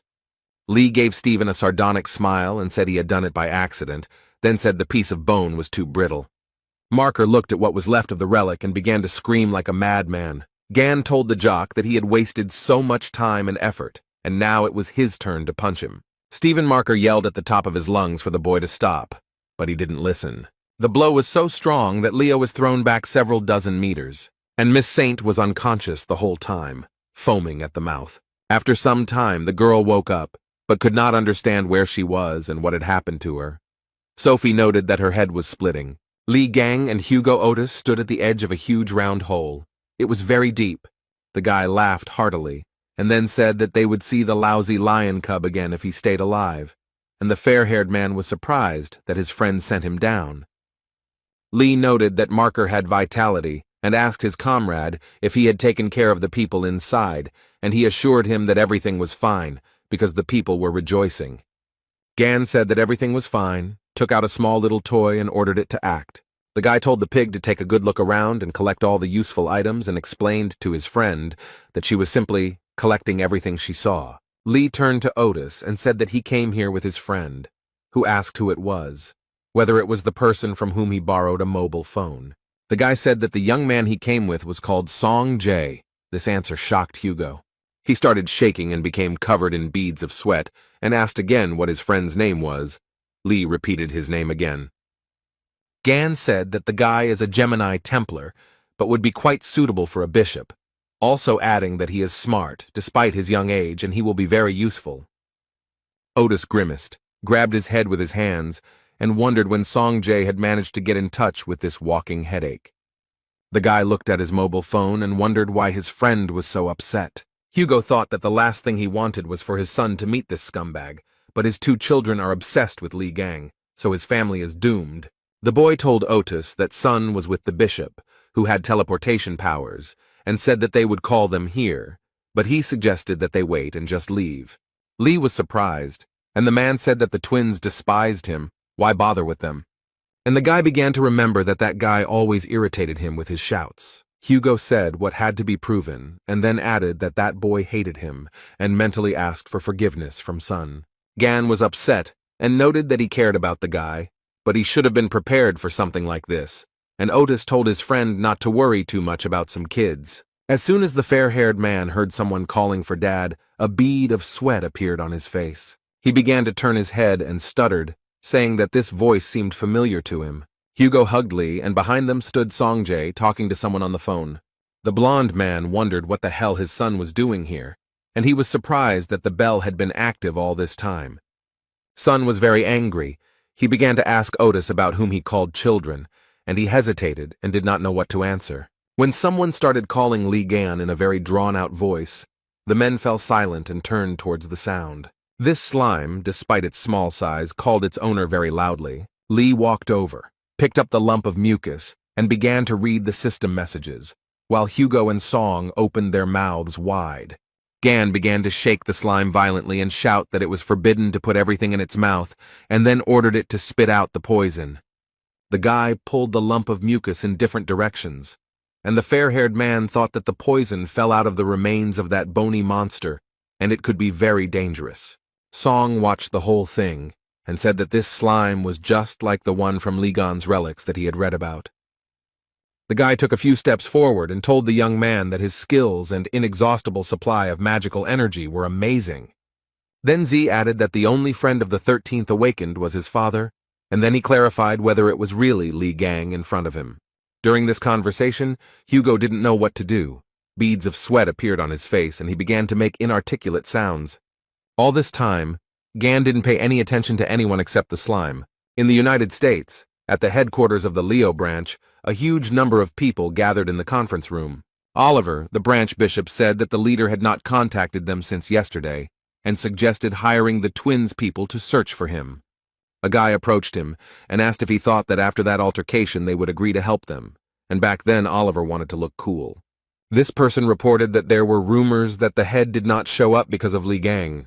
The bishop replied that it was all nonsense, and if he had really returned, he would have definitely lost to their boss. He added that one should not forget that Mr. Stephen is the strongest among the saints. Oliver wanted to say something else, but his speech was interrupted by a cheerful song about Li Gan. A minute later, the conference room became very quiet, and those present began to exchange glances with each other. Chung Yu-ha, vice chief and cardinal of the Lion Branch, apologized for forgetting to turn off her mobile phone. Oliver put his hands to his head. He couldn't even imagine that the vice chairman was capable of such a thing, and told her to take the conference more seriously. Yuka folded her arms across her chest and asked why they were all looking for that jerk, and everyone present's jaw dropped at these words. Then Chan said that she was guilty and said that there was no need to look for the head. He was tenacious and added that he was completely fine. Those present thought that she was right. Yuha was reading something on her phone, and Oliver told her that she should lead the search, but the girl didn't hear him. Chan stood up from her seat and said that she would leave early today and that they could handle everything themselves. The conference room became very quiet. Everyone was perplexed by the situation that had happened. Suddenly Oliver, the bishop of the Lion Branch, grabbed his head and began to wheeze. He was shaking very badly. A huge number of people gathered under Sophie Mard's residence. Everyone was wondering if the incident in Drachma was connected with Li Gan, who kidnapped her, and what this truth from 20 years ago was. Representatives of Mrs. Saint told reporters that there would be no comments today and that Sophie needed rest, and promised that she would answer all questions later. At this time, the girl watched everything that was happening from the window of her residence. She was very upset. A few minutes later, she sat up on her bed and began cursing and calling Li Gan names. She was so nervous that she started biting her nails and thinking about how dare the guy make such a big deal out of that incident. The doors opened, and Sophie came out. Her security began to push journalists and onlookers aside so that the girl could pass without being asked unnecessary questions. But then the girl's face changed. She was very scared. Someone used force against her. The people who were near Miss Saint opened their mouths in surprise. They could not understand what was happening. There was a version that it was a terrorist attack. Sophie's security was also very scared. They assumed it was a message. And indeed, a system message appeared in front of Mard asking who killed Li Gan 20 years ago. The girl clutched her head and thought about what she should do, because if she told the truth, the other saints would not leave her alone. But if she remained silent, Li Gang would create even more problems. Sophie couldn't believe that the guy could pull such a stunt while she was out cold. She couldn't even take off the necklace. Saint screamed and accused Li in time. Meanwhile, the guy was sitting quietly with his artifacts and thinking about whether he should make some ramen. The TV news reported that Sophie Mard was not leaving her residence and was not giving any comments. The announcer said that of all the incidents that occurred at the drachma auction, this one would cause the most unrest. The man, who had been listening attentively to the news, propped his head up with his hand and calmly said that this was not right. Near the house of Hugo Otis, men were shooting from a bow. The owner asked if Gan liked the new bow. He replied that it was much better than the one he had before. Otis asked what the comparison was, and Lee hit the nail on the head again, so the blond man had an interesting idea. He blindfolded the boy and told him that this was how he should shoot. The young man asked if the man was making fun of him, and then added that it was a lot of fun. Hugo started screaming and asking if he was shooting at his target on purpose, and Gan, with a smile on his face, said that it was really funny for him to bother him. Suddenly a glass of drink appeared in front of Lee with a lot of ice cubes in it. The dream said that he brought a towel and water, and the young man smiled and thanked the boy. While Lee and Zay were talking to each other with a smile, Otis watched everything that was happening with anger. He even clenched his fist. Hugo walked closer to the boys and told his son that his dad could use a drink too. Song Jae's expression changed, and he said that there was water in the refrigerator and that his father could go and get it himself. Gan read his system message and said that his stats had increased after the skirmish in Drachma, and he could afford some small investments, and Sun laughed at Otis. Lee learned that the sacred abode of Ophiuchus, the Serpent Palace, had been rebuilt, but the space was limited due to the low level of the sacred abode. The guy also read that in the sacred monastery one can live, train, and test the level of one's strength, and he can control it. The system message stated that Lee could summon a low-level pigbank avatar to the abode and strengthen its power by bringing human avatars to the abode. Song approached Gon. He noted that his uncle said that it was time for him to leave. He noted that he had things to do, and they could move out together. Lee noted that he hadn't even noticed how time had passed. Z asked if he had an appointment, and the young man answered in the affirmative. The young man smiled broadly and said that he would be meeting a lot of people today. The Gemini branch bishop asked him with a smile on his face if he would like to join them. Gan chewed chicken drumsticks, and with his mouth full replied that the guy had more than enough strength, and he said that he was swamped with work. The waitress was surprised by the guy's appetite. Hen said he was indeed busy, but hiring promising people was always a priority. He looked at Lee slyly and asked if he was going to leave them after they bought items worth $1 million with the Gemini branch money. Gan looked at the man with wide eyes and continued to eat the chicken drumsticks. The guy took a napkin and began to wipe his mouth. His expression did not change, and the bishop thought that apparently the guy had planned to do this. Gan thought that at first Hen seemed annoying to him, but everything turned out pretty well, because he dealt with pig, parasite, and lion cub. Now the next person he needs to deal with is that bitchy purple witch. And Lee said that he would join the Gemini branch. Bishop wanted to discuss the official date, but the guy noted that he had a condition. The guy took another drumstick and declared that Hen should give him his badge. The guards began to call the young man names because the emblem was given to the bishop personally by the Holy Lady, and Gan told them to stand still. And he added that the assistants should not interfere in the adults' conversation, and noted that the emblem was needed to enjoy all the privileges, but he needed to get something in his hands. And Lee asked the bishop with a smile if he was willing to make a small investment. Hen frowned and said that he needed to think about such a proposal. The man looked at the shin that Lee had pointed at him. The guards became alarmed, and the young man suggested that the bishop decide faster because he had another meeting ahead of him. Sun was sitting in a cafe, writing messages to Gan and thinking that this cafe had very tasty ice cream and that Uncle Lee should appreciate it. The guy blushed and thought that he could call Gan his uncle. Nuna would be shocked. He would be able to look at her shocked expression. Z picked up the dagger that Gan had subdued and thought that when Lee came, he would ask him to leave an autograph on it. Sun heard someone start talking about how playing with knives is very dangerous, and the dagger started falling out of the guy's hands. The blonde guy said with a smile on his face that Z might get hurt, and then added that he would confiscate the dagger for himself. The red-haired guy jumped up from his seat, looked at the guys, and asked what it meant. The boy smiled slyly, showed his badge, and said that he was Yun Shivu, a Templar of the Gemini branch. Sun asked him what he had forgotten and ordered him to give back the dagger. Yun replied that it was not customary to greet an elder like that, and noted that they also often dropped in here. Z was very angry. He thought about how Shivu was always bothering him because he was a little older, but he wanted to beat the crap out of him. But he can't get into a conflict with him, because this bastard is the son of the holy sign of Libra, and that's why he so boldly turns up his nose. Sleep shouted very loudly to the guy, asking if he knew what it was and ordered him to immediately return the dagger. The guy started to twist the red-haired man and shouted loudly for him to calm down. Z did not expect such an attitude at all. People who were in the cafe started talking about how they needed to be quieter in public places, while others wanted to break up the fight. Song asked Yun if he thought he could get away with all this, and Yun replied that these were very big words for someone with his face pressed to the table. Blondie was curious about why Z was so concerned about this thing and asked if Li Gang had made it by accident. Yun mocked the boy and asked if the dagger belonged to his incapacitated mother. These words made the boy very angry. He began to call his opponent names very loudly. A system message appeared in front of Yun, who continued to hold the dagger, notifying him that the owner of the relic was in danger and that a random skill had been activated. The blonde guy was very scared. A greenish light flashed in his face. He screamed loudly, covered his eyes with his hand, and could not understand what was happening. The guys who entered the cafe with him were very scared. They screamed in horror. The visitors were also very surprised, their mouths wide open in shock. The dagger was not simple. It attacked the blonde guy. The guy was horrified by everything that was happening.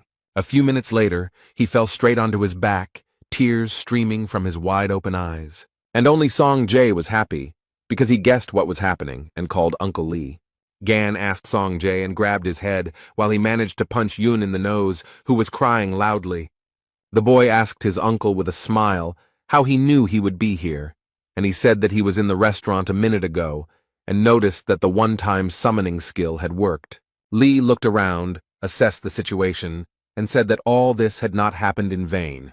He looked at Yun, whose nose was bleeding, and noticed that these jerks were bullying him. Gan folded his hands and asked how they dared to offend his nephew.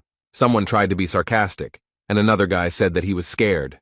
Lee smiled sarcastically and said that he would now show them what happens to those who bother his loved ones. The guys were very scared. And in the restaurant, a couple of minutes before the call, the bishop agreed to give Lee the emblem, but only on the condition that he join them immediately. The guy agreed.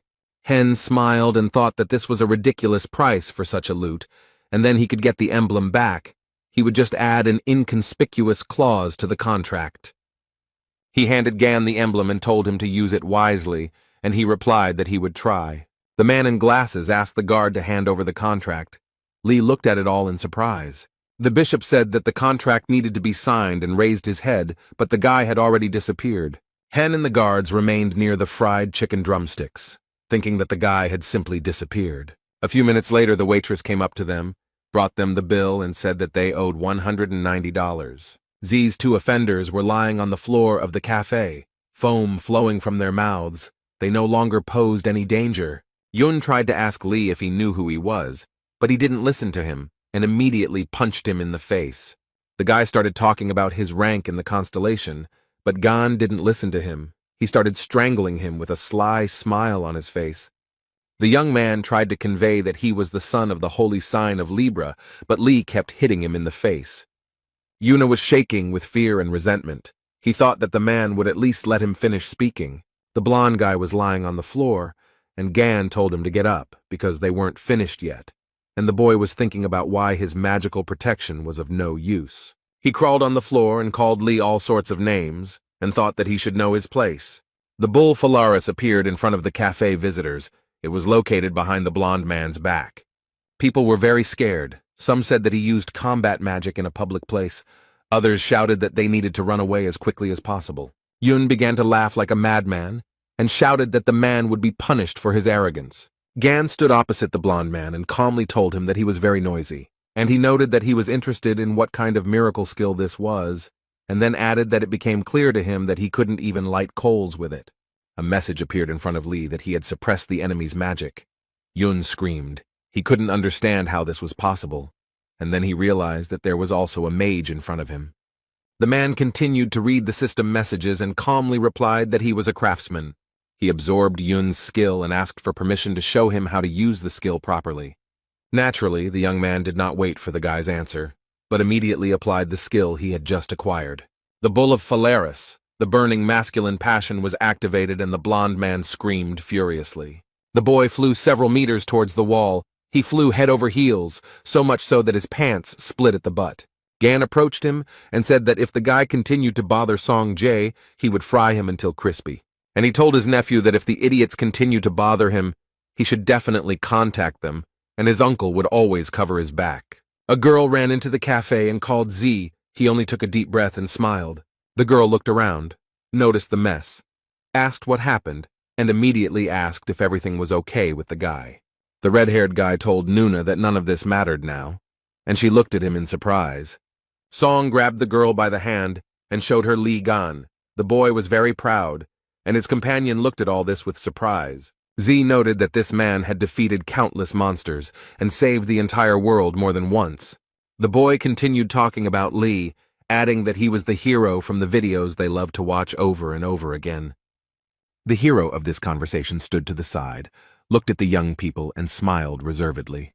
Nuna was very surprised. She couldn't believe that the one standing in front of her was Li Gang.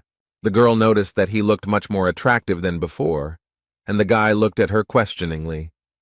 She said that 20 years ago, Li's body was covered in scars, and since he had spent so much time in the tower, she was sure that his appearance would be even more pitiful. Nuna thought that it wouldn't have affected his coolness anyway, and noted that appearance wasn't the most important thing. The girl took the medallion in her hand and said that she was sincerely glad that Mr. Li Gang was safe and sound. The dream told the beauty that she had blurted out all her thoughts, and the man began to laugh cheerfully. Gan asked if she was Yuha and remarked that he was glad to meet her. She thanked him for helping Z out. Li laughed and suggested that they skip the formalities and said that Hugo's daughter was his niece to him. The girl's face turned pink, Tears appeared in her eyes. Sun noted that she cried and asked if she was that happy. She timidly turned to Gon, remarking that she was sorry to burden him right away, but could he do her a favor, he replied that Yuka need not be embarrassed. The girl was a little shy and couldn't formulate her question correctly, but at that time something extraordinary was happening in the cafe. A huge monster appeared and began to destroy everything in its path.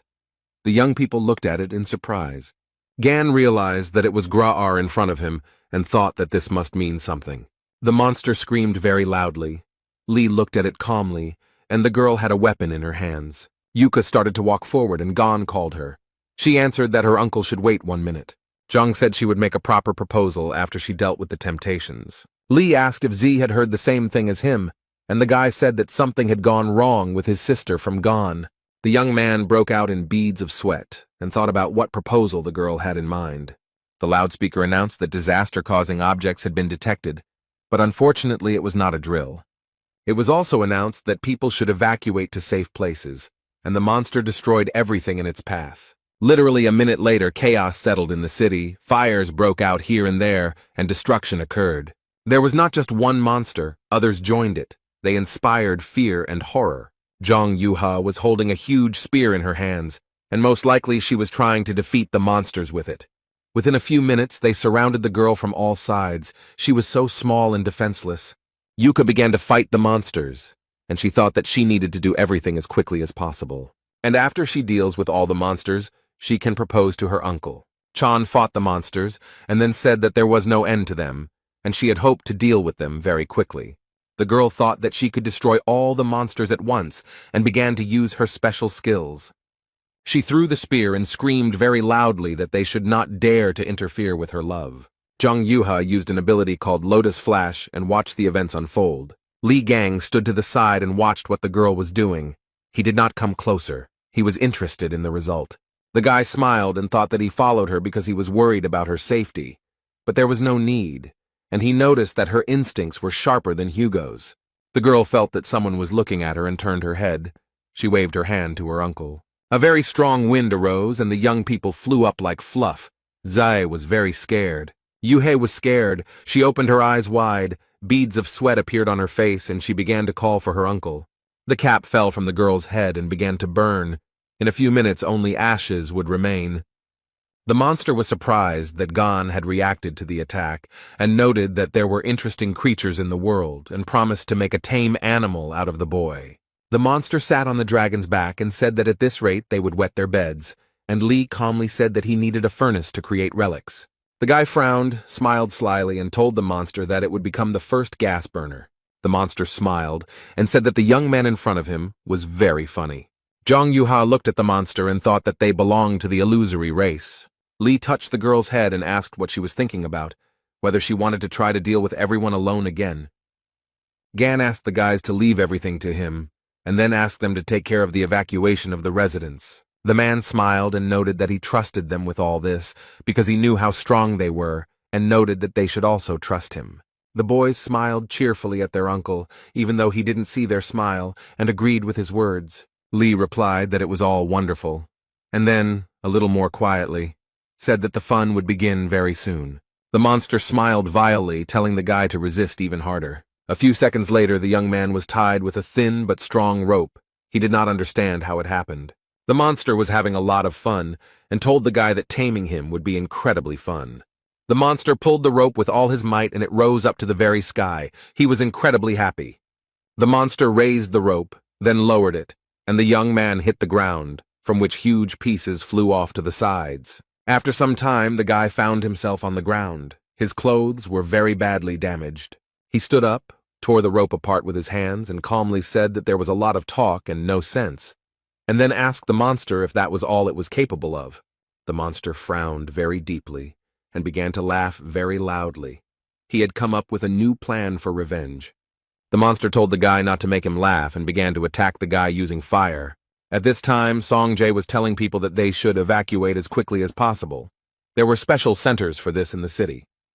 The guy was very pleased with himself because he successfully completed one job and helped people at the same time. Za told his sister that he helped those civilians who had not yet managed to evacuate. And at this time, the girl looked into the distance with interest. She was very interested in what was happening to Lee. She thought that her uncle was strong, but his opponent was a representative of the illusory race, one of the most dangerous ones that brought misfortune and belonged to the red class. The girl understood that Gan could have problems. She thought about what to do if old wounds from the time of the tower made themselves known. Yuha thought that she needed to help her uncle and went to him. Her brother reminded her that Lee told her not to interfere, and her sister replied that she would be right back. The monster thought that it had gone too far and burned the young man to the ground. The monster was happy and already thought that such a solution was also possible, but what he saw exactly shocked him. Lee said that a real flame should be exactly like this, and noted that the fire of that brat from Gemini could barely warm his palms. The guy smiled widely. His eyes were shining, and he told the monster that from now on it would be his burner. A message appeared in front of him that fire could be used in the workshop. The monster lowered his head. He thought that this couldn't be. How could that man survive the hellfire? Li Gang raised his hand with a heavy weapon.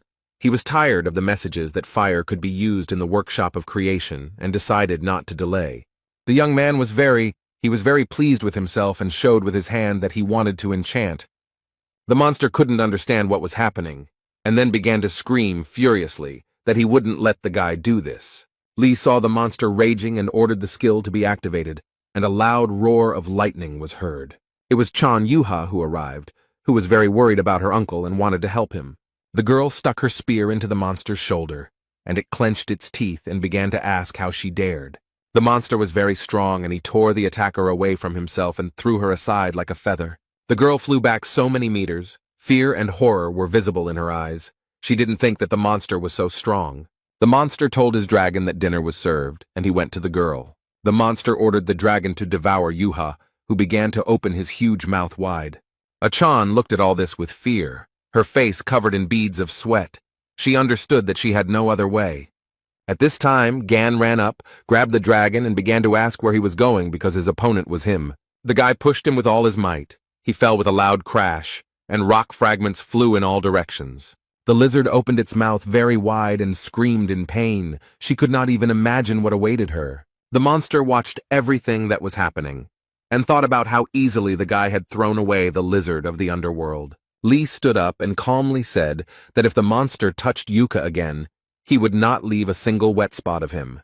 The monster felt uneasy. It began to be covered in drops of some substance and thought about what was happening. The monster grabbed his head and wondered what was consuming him. His representative of the illusory race, was it really some kind of pathetic person? The monster began to understand that the games had finally come to an end. It hovered high, and Lee watched all of this. Yuka, who was nearby, began to cover herself with her hands. She thought about what these absurdly huge streams of magic were. The monster told Gon that he didn't like this form because he couldn't train in it, and he had to acknowledge him. The monster changed a little and said that there really was an enemy standing in front of him and promised to incinerate him, and then everything in the area. The monster began to use the skill of disaster. A very strong wind was blowing, but the young man calmly resisted the monster. Chan Yuha was very worried about her uncle. She began to call him very loudly, and tears appeared in the girl's eyes. A bright light blinded the entire city. It became very quiet. Only dust and dirt flew in the sky. The city was burned. The monster flew towards its competitor, its teeth clenched tightly. The monster's hand was grabbed by Li Gang, who was wearing a special glove that was designed to come into contact with fire and was enchanted with hellish flames. The monster couldn't even believe it, as he didn't expect the attack to be stopped by an ordinary glove. Gan frowned so much that the veins stood out on his forehead and told the monster that it would get it right now for daring to burn down the entire city.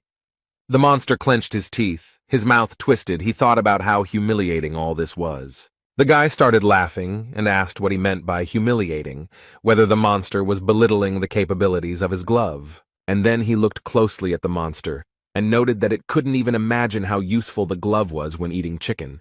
A system message appeared in front of the guy saying that the negative energy was too strong and needed to be cleansed. The guy replied with a smile that he had a cleansing fist. He repeated the phrase about the cleansing fist, and the monster prayed for the young man to stop. The monster fell from such strong blows, and Gon asked him why it still wouldn't cleanse itself. A message appeared in front of Lee that dead targets could not be purified. This surprised him greatly. He was not prepared for this. The boy told the lizard that he had no choice but to replace the broken gas burner with it. The lizard gave up very quickly and became a prisoner of Ophiuchus, as the system messages announced. The young man stood in front of a huge lizard and asked her what would be the best name for him, and she chose the name Torch. Young Yuha and Songjae ran up to Lee and asked if their uncle was okay, and he asked if they were hurt. The girl replied that everything was fine and added that she had not had time to ask a question. Gon was very surprised. A moment later, he remembered Yuha talking about proposing after she dealt with the monsters. The young man coughed and wanted to say something to the girl, but she interrupted him. Chan asked Gan if he sacrificed himself in the demon tower. The guy looked at her with surprise. The girl frowned, lowered her eyes, and said that this question had been tormenting her for a very long time. Yuha said that the other saints claimed that Li Gang sacrificed himself for the sake of all mankind, but the fact that the strongest died in the battle with Red Eyes seemed absurd. Chan clenched her fist and added that it was impossible to get proof, and she had harbored her suspicions, but now she saw him fight with her own eyes. The girl said she was sure that Li did not sacrifice himself, but became a victim of a cunning plan. The man listened carefully to the girl, and with a smile on his face answered her that she was very smart, as expected from Otis's daughter.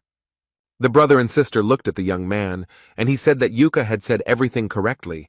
Gan reported that 20 years ago he was stabbed in the back in the demon tower. He added that this was done by one of the 12 saints who went on the raid with him. The brother and sister were very surprised. Beads of sweat appeared on their faces. Yuha said that she did not understand anything, and the brother asked if the saints had not tried to save the world. Z shouted that Li Gang was the brightest hope of all mankind. He was surprised how they could do this to the greatest hero.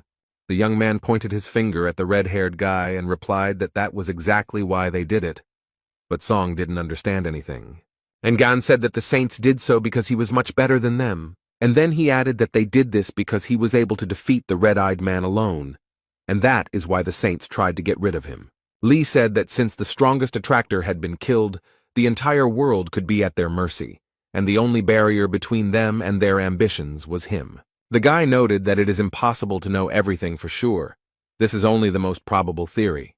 The young people were silent for a moment, and Songjae said that it was all so terrible.